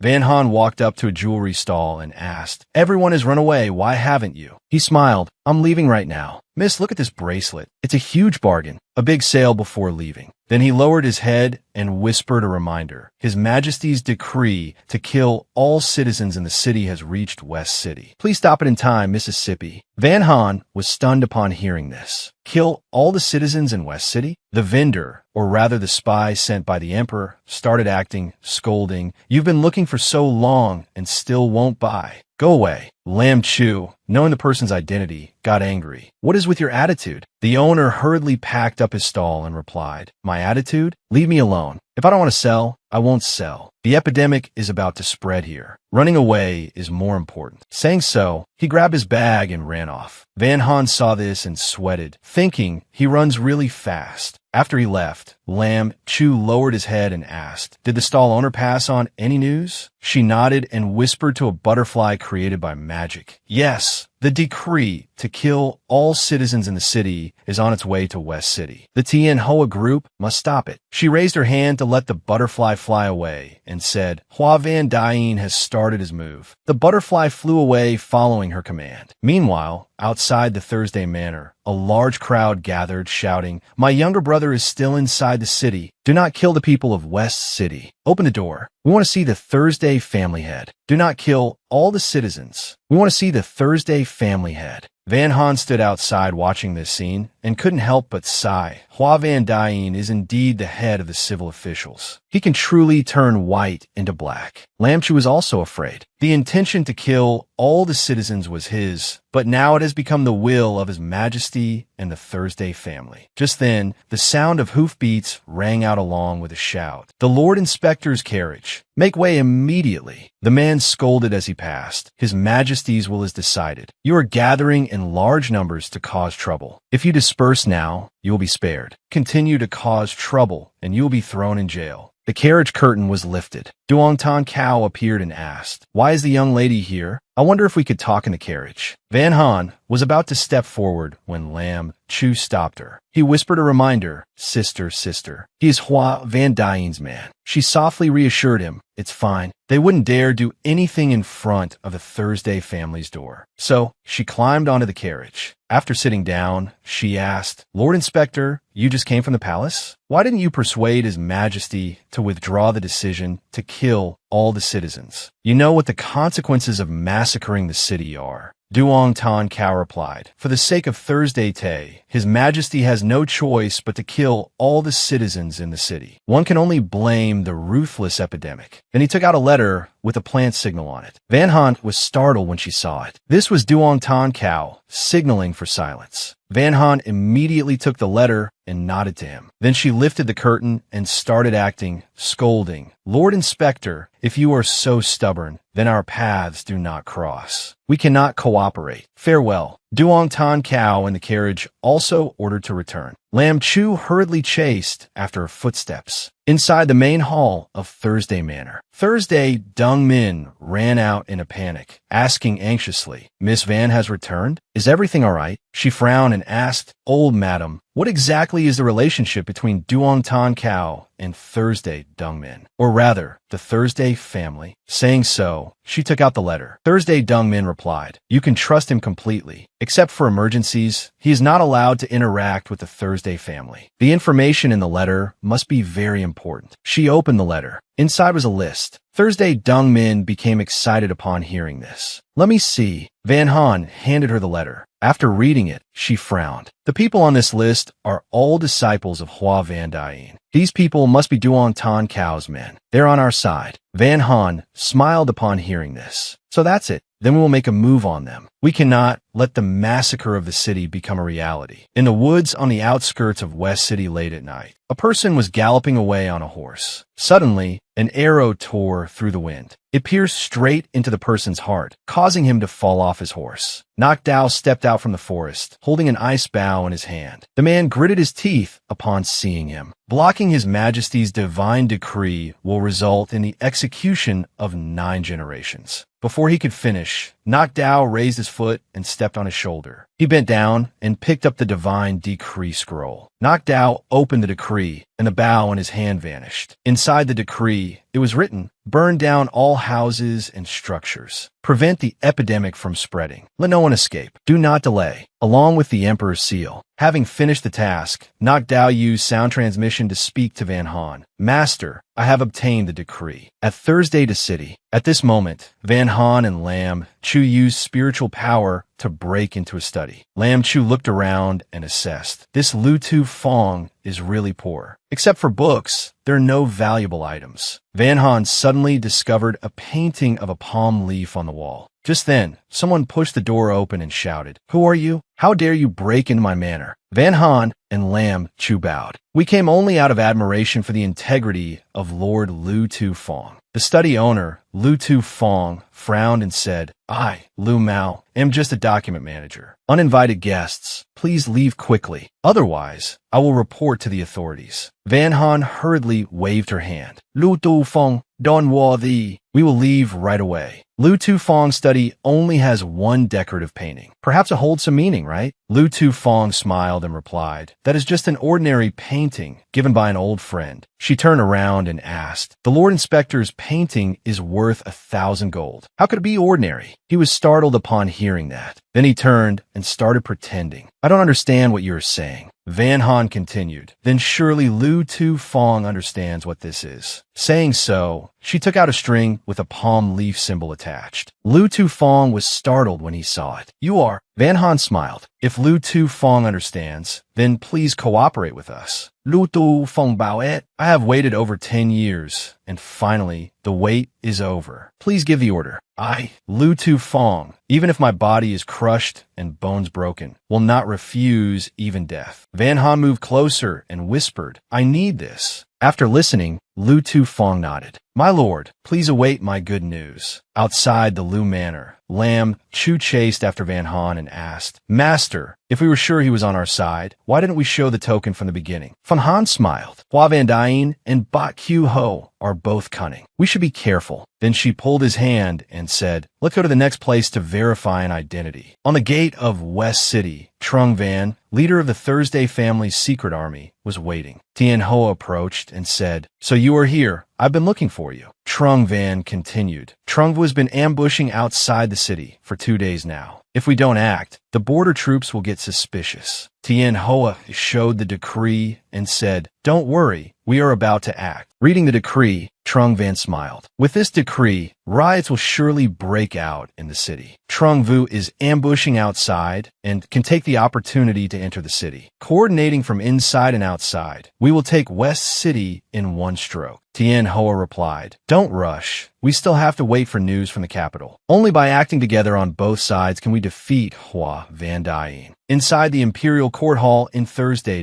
Hua Van Dyne led the group of civil officials. At this moment, Lu Tufong stepped out from the ranks, bowed, and reported, "Your Majesty, I humbly accuse Hua Van Dyne of orchestrating the epidemic in West City, hoarding wealth, stationing troops, and plotting rebellion." Hearing this, Hua Van Dyne snapped back. "What did you say?" The emperor darkened his face, pretending to be angry. "Insolent! Official Hua has been by my side for many years. How dare you say he wants a rebel?" Lu Tufong immediately knelt down. "Your Majesty, please quell your anger. Rumors are spreading throughout the city, every sentence pointing to official Hua. If one says that matter has nothing to do with official Hua, I do not believe it. Today, even if I have to shed blood in the Golden Hall, I must beg your Majesty to seek justice for the people." The emperor stood up abruptly and shouted, "Silence!" Hua Van Dyne also hurriedly bowed. "Your Majesty, being slandered like this today truly pains me. I beg your Majesty to examine clearly and return justice to me." The emperor replied, "Official Hua is for the country and the people. I will definitely investigate this matter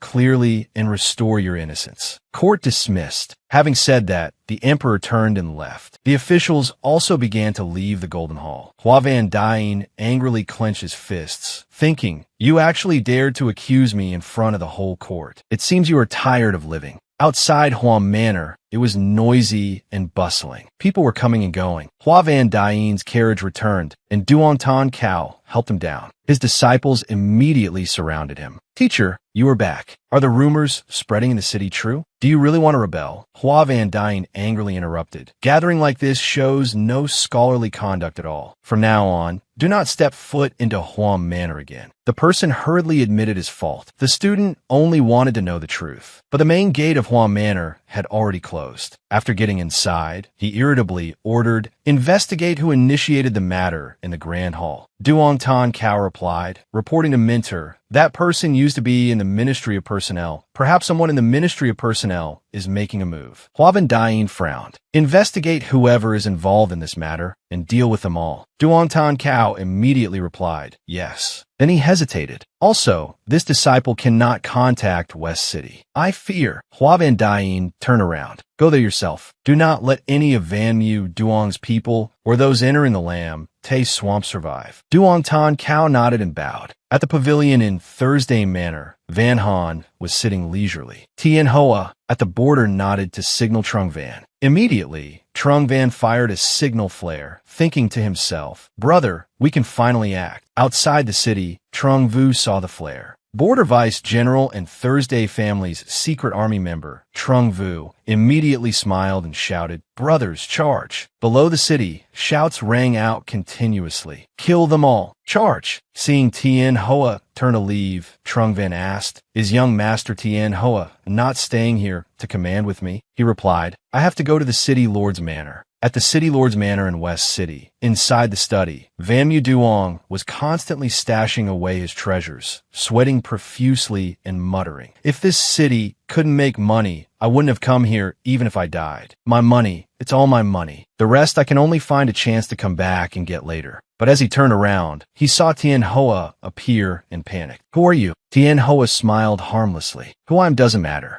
I am interested in the secret between you and Hua Van Dyne, so I want you to tell me." Van Mu Duong, tied to the roof beam, screamed, "If you have the guts, target me. Don't target my money." Tien Hoa smiled upon hearing this and picked up a few gold ingots. Then he cast a spell causing them to melt completely. Where the man couldn't see, he even smiled a true fox-like smile. Van Mu Duong loved money more than anything. Seeing that, he screamed aloud. Tien Hoa dropped the gold ingot in his hand and threatened, "As long as you hand over all records of your transactions with Hua Van Dyne, I will stop." But he still turned his head away and angrily replied, "I don't understand what you are saying. On the contrary, it is you. Daring to touch a court official, you are truly bold." Tien Hoa curled his lips and continued casting magic on the pile of money on the table. "Can't understand me?" The pile of money gradually turned into dust. Van Mu Duong saw his spiritual children melting away and screamed while crying, "Stop! The secret compartment in the study. I have a secret compartment. Hurry and stop." Penhua Chuka. Then he reached out, touched the man's neck, and said, "Wouldn't it have been better to confess sooner? Why suffer like this?" Afterward, he found the evidence of exchanges between the two parties. After finishing, Tien Hoa cast a spell to create an orb. From within the orb, Van Han's image appeared and asked, "Tien Hoa, is there progress?" He nodded and recounted, "Yes, Van Mu Duong and Hua Van Dying forced the people of West City into the swamp, forced them to use their bodies to filter the poison in order to extract all the resources and wealth. This disciple has obtained the letters serving as evidence of this matter." Hearing this, Van Han praised, "Well done. You must give these things to Duong Tan Cao for them to have the greatest effect. He is currently on his way to West City." Pen Hua note that this scene understand. I will go find him. That night, Duong Tan Cao spurred his horse toward West City. Suddenly Tien Hoa appeared in front of him, startling Duong Tan Cao. "Who is it?" Tien Hoa took out a box, held it out to Duong Tan Cao, and said, "Miss Van asked me to give this to you." Duong Tan Cao took it and was about to ask, "Miss Van?" but Tien Hoa had already disappeared. He opened the box. Inside were letters exchanged back and forth. So he thought to himself, "It seems I don't need to go to West City anymore." Duong Tan Cao nodded a signal. "Let's move." The followers behind him nodded in unison.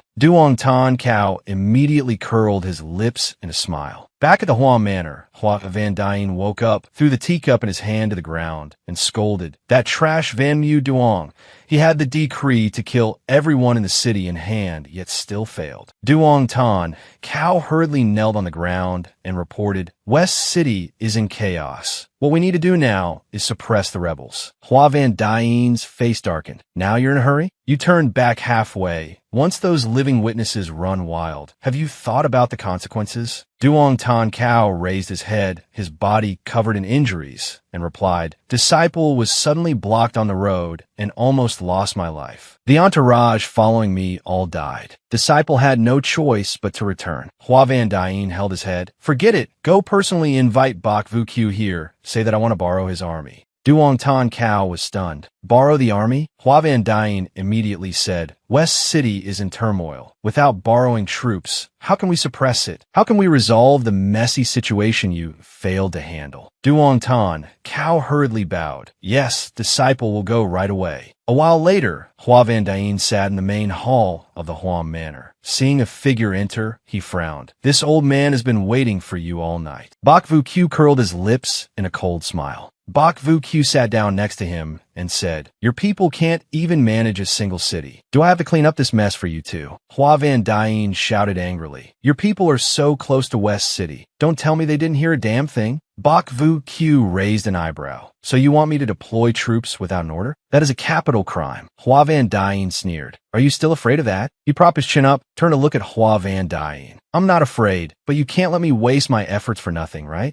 Hua Van Dying had a glance away and muttered, "I'll give you 2 more shares of the Northeast Swamp in West City." But Bok Vu Q raised the price to double. 4 shares. Upon hearing that, Hua Van Dying flared up. "Don't be excessive. Before, I agreed to give you 3 shares only out of respect for my daughter." Bok Vu Q immediately stood up and dusted off his hands. "In any case, if the matter in West City is exposed, your reputation will be significantly affected." Seeing him turn to leave, Hua Van Dying angrily stood up abruptly. "Fine, for shares it is." Bok Vu Q smirked. "Deal." At this moment, Van Han was sitting in her room, calmly drinking tea when she heard a call. "Master." Lam Chu hurriedly ran inside and recounted. After leaving the Hua Manor, Bok Vu Q dispatched people to West City. She frowned. Bok Vu Q's men must be sending mobilization orders to the people he planted at the border. Send word to Tien Hoa's group. Tell them that as soon as anyone from the border leaves West City, they must immediately report back to me. He immediately bowed. "Yes, disciple will go right away." Then suddenly he approached and called, "Master," confusing her. "What is it? Is there something else?" Lam Chu reached out and wiped a smudge from her face. "There's something on your mouth." He blushed slightly upon touching her, while Van Han's face turned as red as a tomato, seeing the handsome face approaching. She shyly scolded, "This stinky brat." Outside West City, Vu Kuk, a leader in Bok Vu Q's adopted army, angrily raised his hand and slapped Trung Vu. "You said there was a spy, yet 3 days have passed and he hasn't been caught. What use are you to me?" Trung Vu hurriedly knelt down and replied, "The people in the city are rioting. Subordinate was forced to divide the army." Vu Kuk pointed straight at his face and scolded, "I don't have time to listen to your nonsense. Where's Van Mu Duong? West City is in such chaos. Tell him to come give me an explanation." Trung Vu bowed his head and reported, "A charred corpse was found in the main courtyard of the city lord's manor. It is suspected to be Van Mu Duong." Vu Kuk angrily kicked Trung Vu in the face and scolded, "The city lord is dead. The city is in chaos. If foster father blames me, I will bring you out to take the fall first." Trung Vu said, "Yes, subordinate knows my mistake." Vu Kuk angrily turned around and ordered, "Summon 30,000 troops to follow me and surround West City. And you, remember to catch that spy for me." His subordinate bowed. "Understood." That night, fires were burning outside the camp. Trung Vu sat with a soldier. Trung Vu rested his chin on his hand and reminded, "Drink less. The general took 30,000 men with him, so the camp is short on people now. Be careful of a raid." The soldier held the wine bottle and replied, "Drink up. It's rare for the general not to be here. Let's drink our fill." As soon as he finished speaking, he fell down and snored. Trung Vu stood up and kicked him once to check. Then he turned back to report to Tien Hoa and Nok Dao, "The sleeping drug in the wine will keep them asleep until tomorrow morning." Tien Hoa nodded, "Nok Dao, and I will fake a riot attack here. Just act according to the plan." Trung Vu bowed. "I'll have to trouble you two to hit me a few times. Acting must look real." Tien Hoa immediately smiled a fox-like smile. "Then please excuse me." Having said that, Tien Hoa immediately took action. After a while, Trung Vu, covered in injuries, ran to Vu Kuk begging for help. "General, save me." Vu Kuk angrily stood up and asked, "Which bastard dared to injure my men?" Trung Vu knelt down and reported, "Rebels suddenly attacked the camp. The subordinates couldn't fight them off. The camp has been seized by them. While fighting, the soldiers suddenly lost all their strength. Subordinate suspects someone poisoned them."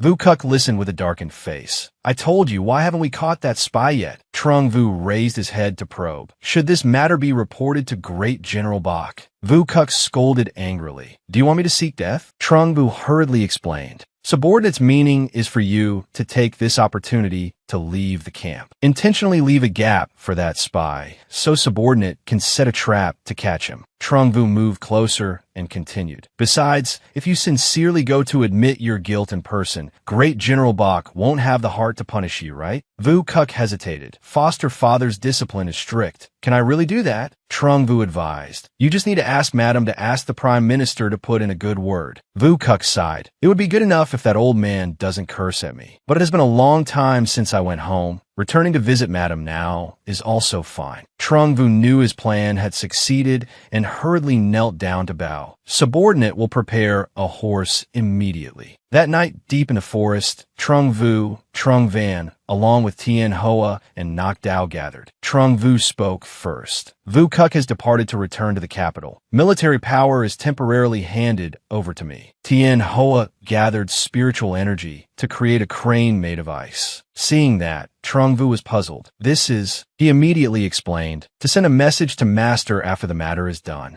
Tien Hoa reminded, "The matter in West City has been resolved satisfactorily. My junior brother and I must return to Thursday to City. Everyone stay safe. This is a paper crane for communication. If anything happens, just tell it to find me. I will come to meet you." Both brothers bowed in unison. "All right, safe travels." A paper crane flew back to Van Han's side. She reached out to catch it, and after listening, she smiled, finally returning. In the evening, inside the main hall of the Thursday Manor, Van Han and Thursday Dung Min sat listening to Tien Hoa recount the events. Trung Vu now holds the military power of the border. According to the plan, Vu Kuk should arrive in Thursday to City in a few days. Thursday Dung Min heard this and said, "If Vu Kuk returns, Bak Vu Q will know about the situation at the border. If he joins forces with Hua Van Dying to make things difficult for His Majesty, we are doomed." Van Han spoke up from the side. "I remember the old madam once said the Bak family has a marriage alliance with the Hua family. Tu Jung Ming not that Tatsarai. But vukuk adoptation vukuk madituvan aguta. Hutu. She asked curiously. How was the relationship between Vukuk and Hua Chu Chu? Thursday, Dongmin sat back inside. Just tools for a marriage alliance, that's all. Vukuk is away all year round. Only Hua Chu Chu is left alone at home. My shadow guards have investigated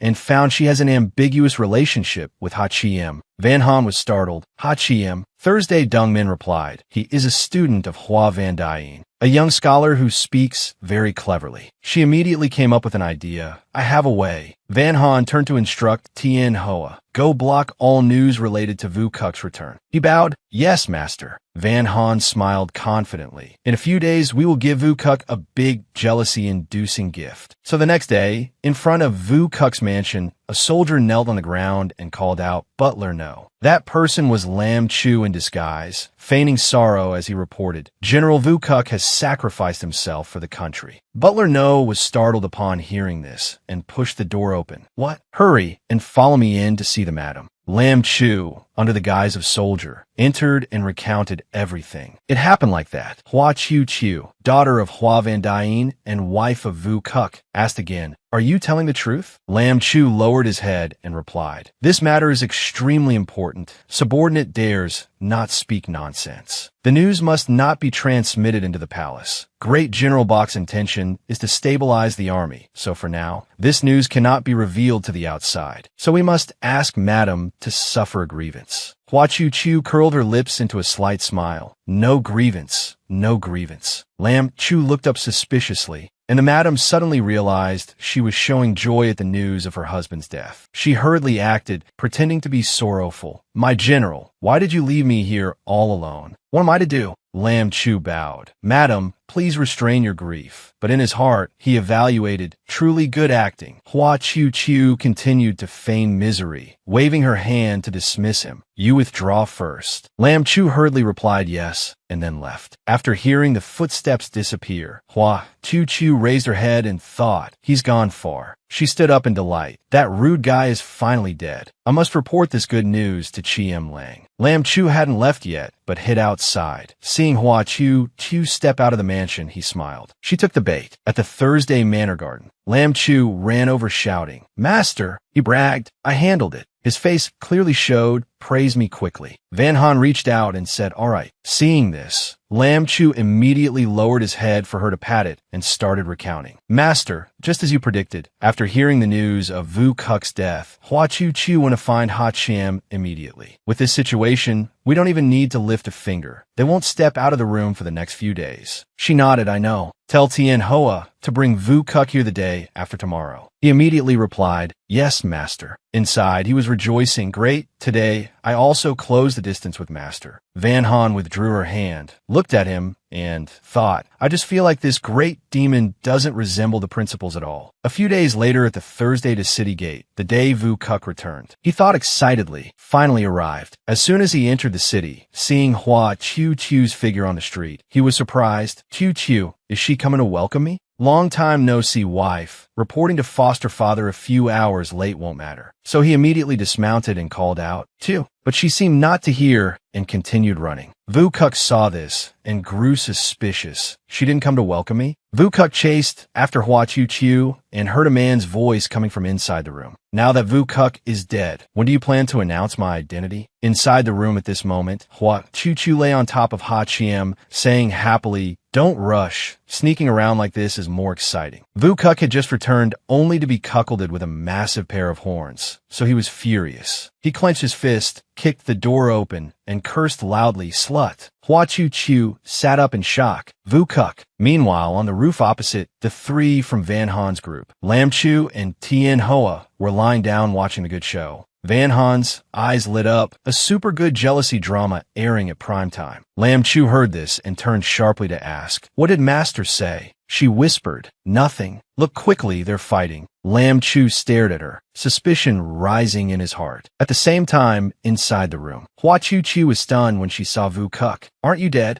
Vu Kuk ran inside in a rage. He grabbed Ha Chiem by the collar and threw him to the ground. Hua Chu hurriedly ran over calling Chiem Lang. Vu Kuk angrily pushed her away with the sentence, "Get lost." She was pushed and hit her head against the bed frame. Ha Chiem was trying to stand up to leave. Vu Kuk questioned, "You still dare to run?" He stepped forward and kicked Ha Chiem hard in the back, causing him to smash his head against the door. Hua Chu, with tears in her eyes, called out, "Chiem Lang." Her eyes gradually blurred. The last image she saw was Vu Kuk repeatedly punching Ha Chiem in the face. "You dog, you dare to cheat with my woman. I'll beat you to death." After venting his anger, Vu Kuk stood up, radiating killing intent. Hua Chu, "See that? This is the end for betraying me. Why aren't you answering?" He approached in annoyance. "Hey." Vu Kuk reached out to check her breathing. He was terrified as if struck by lightning. Dead? He trembled and backed away, thinking, done for. Foster father. Go find foster father. Surely there will be a way. Van Han saw him panic and run outside, so she immediately said, "Go down and check." The two disciples went inside to check the condition of the couple. Tien Hoa looked up and reported, "Master, Ha Chiem still has a breath." Lam Chu shook his head. Hua Chu was hit in the back of the head by Vu Kuk. She can't be saved. Van Han nodded and helped Ha Chiem up. Later, someone might be sent here. Remember to leave a fake body. Lam Chu immediately replied, "Yes." At Bok Vu Q's mansion, after hearing Vu Kuk's news, he stood up abruptly in anger. "Idiot! If you kill Hua Chu, Hua Van Dyne will blame the epidemic on me as well." Vu Kuk said sadly, "Foster father, please punish me." He scolded, "You can't manage the military camp, and you can't even manage your own wife. So what use are you?" Vu Kuk hurriedly banged his head on the floor, begging, "It's my fault. I am willing to die." Bok Vu Q sneered. However, Hua Chu dying isn't necessarily bad. Hua Van Dyne values reputation greatly. He slaughtered citizens, and his daughter went around cheating with his disciples and grand-disciples. Just one spit from everyone is enough to drown him. This is a good opportunity for me to seize his power. So he sat down and ordered, during this time, to stay in the mansion, don't go anywhere. Just hand over the border matters to Trung Vu. Hearing this, Vu Kuk was terrified. Foster father intends to hand the military power to someone else? Bok Vu Q turned around and huffed coldly. As a general, having the military camp attacked and taken over, it's good enough that I don't kill you. Vu Kuk knelt on the ground, begging in fear. Foster father, you can't. Foster father. But the response was just the cold closing of the door by him. Seeing him come out, a subordinate bowed. "Greetings, General." He smiled. "Is there any movement on Hua Van Dyne's side?" The subordinate bowed his head. Reporting to the great general, Hua Van Dyne is currently hosting disciples at his mansion. He says he wants to eliminate the negative influence of the epidemic plan. Hearing this, Bok Vu Q curled his lips in disdain. This is the bad habit of those literati. The sky is about to fall, and they still care about reputation. If there is any news about him, report to me immediately. Also, remember to clean up the mess that idiot left behind. The subordinate immediately knelt down. Yes. Through a paper crane,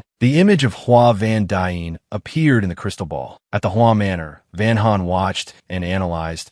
Among the 3 people Hua Van Dyne invited in this third batch, 2 are on the rebellion list. According to the old madam, back in the day, these people were not valued by Hua Van Dyne. Thursday Dong Min recounted, "These people have real talent, unlike the first 2 groups who only knew how to flatter for vain reputation." It can be seen that Hua Van Dyne is truly desperate. Van Han nodded, continuing to adjust the water sphere. She asked, "So if I release the news of the 3-sex election in Min Tin continent in a few days, how will he choose?" Just then, Thursday Ton popped up from somewhere asking, 3-sex election? Is it time for the 3-sex election already? Which martial uncle is presiding this time? She smiled and replied, "You're here? Of course, I will be presiding." Thursday Dong Min was shocked to hear this. The 3-sex election is actually selecting at this time. She smiled to comfort her. "Don't worry. The selection will take place after the Thursday Take country is stable." At this moment at the Huang Manor, Duong Tan Cao was waving his hand asking, "Recently there are rumors that the mentor planned the epidemic. Do you influential figures in the court have any solution to this problem?" Hua Van Dyne calmly drank a cup of wine and said, "There are some fools in the court making mistakes. We are short of hands. You call me mentor. Helping you is also helping me. Van Han heard this and laughed coldly. Only thinking of bringing benefits to people when needed. Why didn't he do that sooner? Thursday, Tan ate fruit and said, "This Hua Van Dying is too arrogant." One of the disciples spoke up. "The mentor gave us a future. His kindness is heavy as a mountain. Regarding the rumors, we just need to find someone to take the blame." The person next to him immediately criticized Hu Luong. "Our original purpose in becoming officials was to bring benefits to the people. Now that the epidemic is raging, you don't trace the source but only think of your own reputation and future." He replied, "So what about reputation? Don't people live their whole lives just for reputation?" Hua Van Dying frowned as he listened to them argue. The group continued to criticize each other. Dare to take responsibility is a true gentleman. Harming the common people. Aren't you afraid of eternal infamy? Chasing fame and profit all these years. Have all the books you read been eaten by dogs? Thursday, Tan passed fruit to her, feeling confused. Aren't these words all describing Hua Van Dying? Yet he can still listen to them. She smiled. Now, even if he doesn't want to listen, he has to. At the Huan Manor, Hua Van Dyne angrily slammed the table and shouted loudly, "Enough! If you don't acknowledge this mentor, then get out, all of you. Fend for yourselves from now on." The group immediately left. Duong Tan Cao bowed and advised, "Teacher, don't be angry. This student will think of another way. If it doesn't work,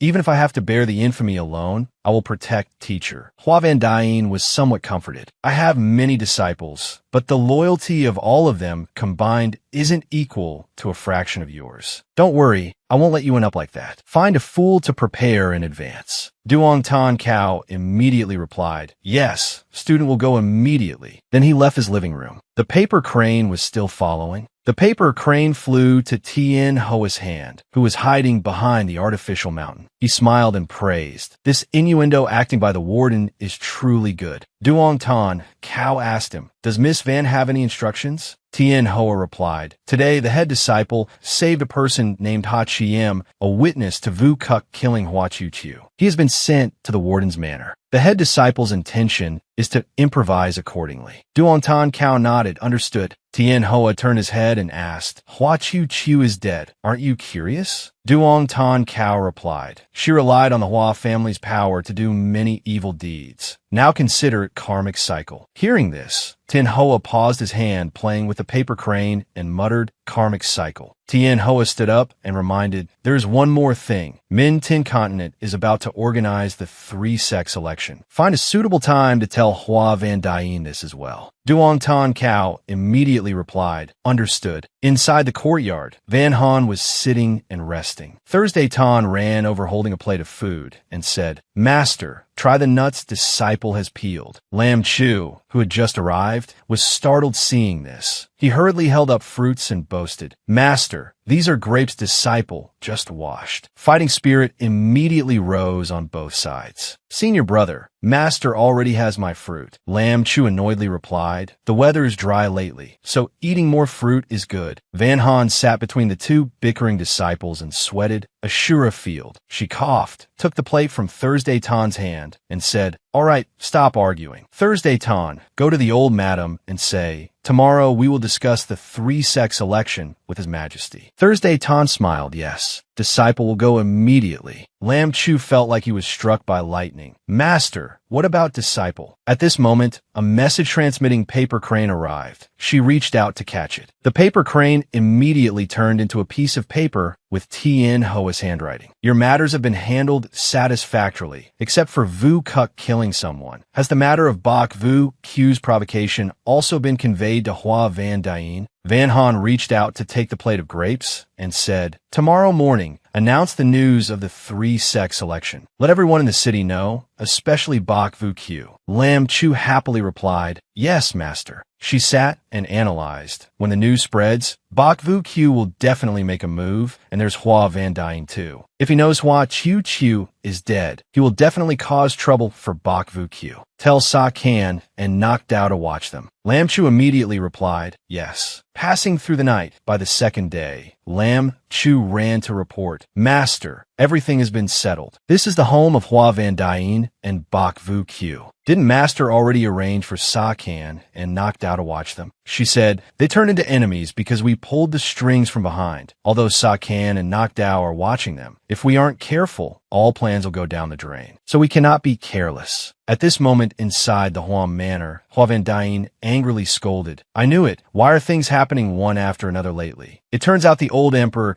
can't hold back anymore and wants to make a move. Duong Tan Kao reported, there is one more thing. Last night, Ha Chiem, covered in wounds, rushed to my manor. He said. Hua Van Dyne held his head and asked, said what? Duong Tan Kao replied in pain and sorrow. He said Vu Kuk has already killed the young lady. Hua Van Dyne was furious upon hearing this. What? Duong Tan Kao hurriedly knelt down. He also said Vu Kuk's next target is you. Hua Van Dyne glared and shouted, very well, Vu Kuk. Bok Vu Q really raised a good son. He immediately stood up and ordered, have someone prepare a horse. I must go find Bok Vu Q to confront him. Duong Tan Kao quickly stopped him. Minter, absolutely not. Since Bok Vu Q killed the eldest young lady and intentionally provoked you, perhaps he has already set a trap. The 3-sex election is approaching. To be safe, we should find someone to assassinate him. Hua Van Dyne gritted his teeth in anger. You are right. Go arrange it. Tomorrow morning, I want to see Bok Vu Q's corpse. Duong Tan Kao immediately replied, yes. That evening, inside Bok Vu Q's manor, as he was taking a stroll, a person appeared wielding a sword to attack. He hurriedly dodged to the side, and the assassin landed nearby. Bok Vu Q wiped the blood from his face and sneered, daring to come to my Bok Manor in the middle of the night. You are very bold. He waved his hand. Immediately, subordinates appeared and drew their blades, startling the assassin. After a few moves, the assassin was finally defeated and knelt on the ground. His subordinate searched the body and, after a moment, pulled out a red command token, then immediately stepped forward to report, General, it is a token from the Huang Manor. Bok Vu Q asked, Huang Manor? It seems he knows his daughter is dead. Take him down and lock him up, then go find Vu Kuk and tell him to stay in the manor and not run around. The subordinate immediately withdrew. Bok Vu Q frowned and thought to himself, Hua Van Dyne, since things have come to this, don't blame me. In for a penny, in for a pound. That night, Bok Vu Q led the way, kicking open the gate of the Huang Manor. Soldiers rushed in behind him as he loudly ordered, strip everything clean for me. Hua Van Dyne gritted his teeth in anger. I haven't even sought you out to settle the score, yet you dare to come to my door. Bok Vu Q sneered. You are raising a private army with the intent to rebel. What is there for this general to fear in personally destroying rebels? Hua Van Dyne was extremely furious. Your adopted son killed my daughter, and now you come here to frame me. Don't forget we are in the same boat. If something happens to me, don't expect to live in peace. Bok Vu Q declared boldly, I am the dignified great General Bok. How could I conspire with a rebel like you? Hua Van Dyne, trembling with rage, pointed at him and cursed, you shameless old man. Bok Vu Q stepped closer and ordered, search thoroughly. Do not overlook any corner. The subordinates immediately replied, yes, saying that it was thanks to me that he obtained this position. Hua Van Dyne gritted his teeth in anger. Then, unable to stand firm, he almost fell. Fortunately, Duong Tan Kao stepped forward to support him and shouted, Men, quickly protect Lord Hua. The situation at the Huang Manor was becoming extremely tense. Nokdao, hiding to the side watching, saw a messenger butterfly from Van Han arrive. She reminded herself, wait for the opportunity to deal with Bok Vu Q. Down below in the Huang Manor, soldiers stepped quickly to surround Hua Van Dyne. Duong Tan Kao hid behind Hua Van Dyne when suddenly Bok Vu Q shouted, Duong Tan Kao,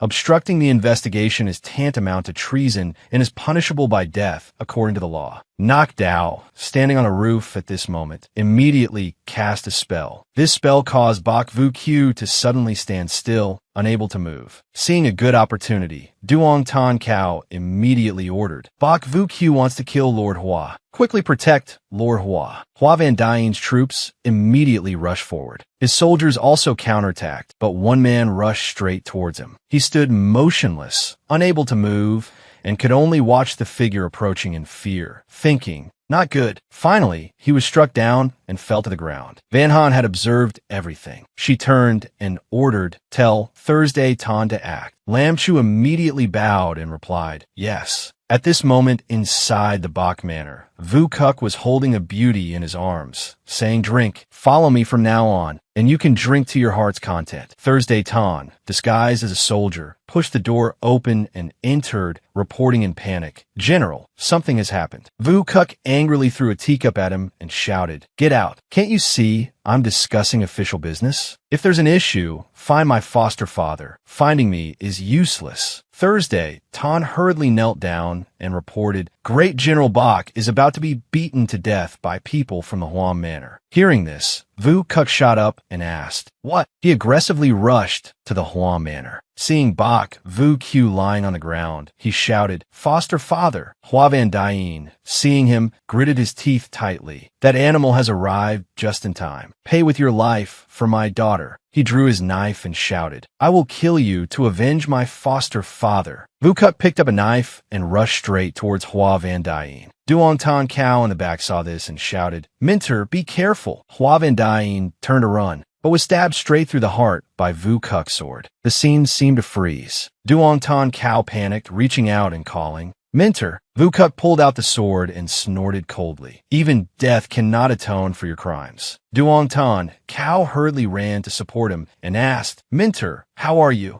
"Minter," Hua Van Dien trembled, blood gushing from the corner of his mouth, mumbling, "Save me." Duong Tan Cao was still shouting, "Minter." However, he leaned down and whispered in his ear, "A person like you does not deserve to be saved." Hua Van Dien was stunned upon hearing this. Duong Tan Cao continued to act. "Minter, hang in there." Hua Van Dien could not believe it, pointing at him and stammering, but he exhausted his strength and his arm dropped. Duong Tan Cao continued his act, crying loudly, "Minter." He turned to scold, "Vu Kuk, you kill my Minter. You will not leave here today. Men, arrest him for me." Vu Kuk bent down to lift Bach Vu Q's body. Hua Van Dien's soldiers rushed forward. He swung his sword, pointing it forward. "I came here only to bring my foster father back. If anyone dares to stop me, you can go down there with Hua Van Dien." Hearing this, the crowd hesitated and looked at each other. Van Han, watching through the water sphere and seeing the situation unfold as intended, smiled. "The time is ripe. Notify Duong Tan Cao to execute the next plan." Lam Chu immediately replied, "Disciple will go at once." The next day, Duong Tan Cao held Hua Van Dien's spirit tablet, leading the funeral procession while shouting, "Bach Vu Q and his adopted son Vu Kuk killed Prime Minister Hua Van Dien and his daughter. A life for a life. I beg your majesty to uphold justice, punish the culprits, and return fairness to his student, and restore order for the common people." The people also knelt and pleaded. Bach Vu Q condoned his subordinates oppressing the people and seizing land. "We beg your majesty to investigate strictly. We beg your majesty to help us." The common people knelt in unison to beg. "We beg your majesty to uphold justice for us subjects and return fairness and order to the world." A minister knelt down to present a petition. "Your majesty, this is the plea of tens of thousands of commoners. Bach Vu Q's crimes have caused extreme pain to the people. According to the law, his crimes are unforgivable." Another minister also knelt down. A vast number of people have gathered outside the palace gates to express their grievances. "We beg your majesty to punish Bach Vu Q severely." Everyone shouted in unison, "We beg your majesty to investigate thoroughly and return order to the people of Thursday Tay." The emperor shouted angrily, "This Bach Vu Q, we have tolerated him too much these past few years. Issue a decree to the world. Dispatch the royal guard to conduct a thorough investigation of the capital. Bach Vu Q is forbidden from leaving his manor day and night. We will personally investigate this case thoroughly." He stood up and continued, "Announce a new directive. The three-sex election will be decided by martial arts competition to ensure fairness and objectivity in the selection process." The ministers listened and said, "Your majesty is wise." Inside his manor, Bach Vu Q angrily threw a teacup and cursed, "You've done well, Thursday Din Tien. You actually took this opportunity to strip me of the right to participate in the selection." Vu Kuk stepped forward and said, "Foster father, we have soldiers if we want soldiers, and money if we want money. Why must we swallow this anger? Why don't we just rebel?" He immediately ordered, "Summon Trung Vu secretly into the manor." That evening, a paper crane flew to Tien Hoa. After reading the message, he went in to report, "Master, Bok Vu Q and Tru Trong Vu have entered the city." She frowned. He is under house arrest, losing the power to decide the internal three-sex election. I fear he is about to make a big move. I will go to the palace to meet His Majesty with the old madam. At the same time, inside Bok Vu Q's manor, he threw a command token to Trung Vu and said, "Take my token. Summon all elite troops at the border to gather outside the capital and await my signal." Trung Vu took it and asked in surprise, "All elite troops? Great general, do you intend to?" He laughed coldly and replied, "The monarch is inhumane. As a subject, I must rectify the state, follow the will of heaven, and change the dynasty." Everything he said was seen by the emperor through the water sphere. Thursday Din Tin scolded angrily. What a follow the will of heaven and change the dynasty. Van Han withdrew the water sphere and said, "Since he is determined to rebel, why not take this opportunity to capture Bok Vu Q now? Catching him off guard? Shouldn't we wait for Trung Vu to lead the troops back?" She replied. When Trung Vu received Bok Vu Q's order, he had already quietly held back the troops according to the plan. The emperor praised immediately upon seeing this. Grand Aunt is far-sighted. Let us proceed as Grand Aunt wishes. The next day, outside the Bok Manor, the sound of soldiers marching thundered along with a voice. By His Majesty's decree, Bok Vu Q has committed treason and plotted rebellion. Arrest him immediately for trial outside the palace gates. He walked out with Trung Vu and Vu Kuk. Hearing this, he laughed coldly. "Arrest me?" He glanced at the sword, stabbed the soldier who had just read the decree, and questioned, "Where is that cowardly turtle Thursday, Din Tien? Did he hide himself and send you lackeys here to die?" Trung Vu saw this and thought, "Good opportunity." He immediately grabbed his sword and rushed forward. Vu Kuk saw this and shouted, "Foster father, be careful." Bok Vu Q was startled and turned his head, only to see Vu Kuk blocking the blow for him. Seeing this, he shouted, "Vu Kuk!" Trung Vu pulled out the sword, and he fell down. Bok Vu Q was stunned and realized, "Are you a member of the Thursday family?" He pointed his sword at him and revealed his identity. Directly under the Thursday family shadow army, Trung family. Trung Vu, following His Majesty's orders, arrest the traitor Bok Vu Q. Finally captured, he gritted his teeth, hiding by my side for so many years. You really have some skill. All these scenes were watched by Van Han through the water sphere. Seeing the deed was done, she withdrew it and sighed in relief. It's finally over. Van Han pushed the door open and walked out. Seeing her, Thursday Tan called out, "Master, the other disciples are waiting for you in the pavilion." Through Thursday Tan's figure, she remembered the Thursday Tan she had once seen in the movie. Seeing that she said nothing, he tilted his head and called, "Master." Van Han smiled and approached the little boy. "Since coming to the Thursday family, I haven't had a chance to go out and have fun. Now that the official business is over, can Thursday introduce some interesting places?" Thursday Tan said excitedly, "Interesting places? The autumn festival is coming. Since the night curfew in the city has been lifted, the night market has reopened." Van Han nodded and turned to invite them. "That sounds good. Let's all go to the night market together." She thought happily to herself, Thursday Tan's fate has finally been successfully changed. Next will be Tien Hoa, Jia Kan, and Nok Dao. On the night the night market took place, Van Han was gloomy and unhappy. She recalled the principle of the opening in reverse order. Except for Thursday Tan, the endings of the others were only shown in flashbacks at the beginning. Thursday Tan blocked a sword for the heroine. As for Lam Chu's ending, she frowned remembering the scene where Lam Chu fell into the demonic path. He suffered chi deviation because the heroine cared for Thursday Tan. It was truly unbelievable. Anyway, she had to deal well with this god of slaughter. Then there was Jia Kan. At that time, he seemed to be imprisoned somewhere. Jia Kan's cultivation isn't low, so being able to imprison him certainly wasn't simple. Tien Hoa eventually went mad and ran off somewhere. He must have suffered some mental shock. But the plot I read only went up to the part where Thursday Tan's family was exterminated. I can't analyze who could cause this outcome, so I just have to pay more attention to Tien Hoa's mental state. Finally, Nok Dao. She went to fight the demon army. After exhaustion, she died in battle. Logically speaking, the war between immortals and demons cannot be without reinforcements. Either there were internal disruptors, or there really was no manpower left. It seems I'll have to monitor the demon race's movements later to prevent them from starting a war. There are too many things to pay attention to. Can I solve them all? Just then, Thursday Tom bought some cakes and came to show her. Master, come here quickly. The dumplings over here are delicious. Lam Chu was asking the shopkeeper, how much is this lantern?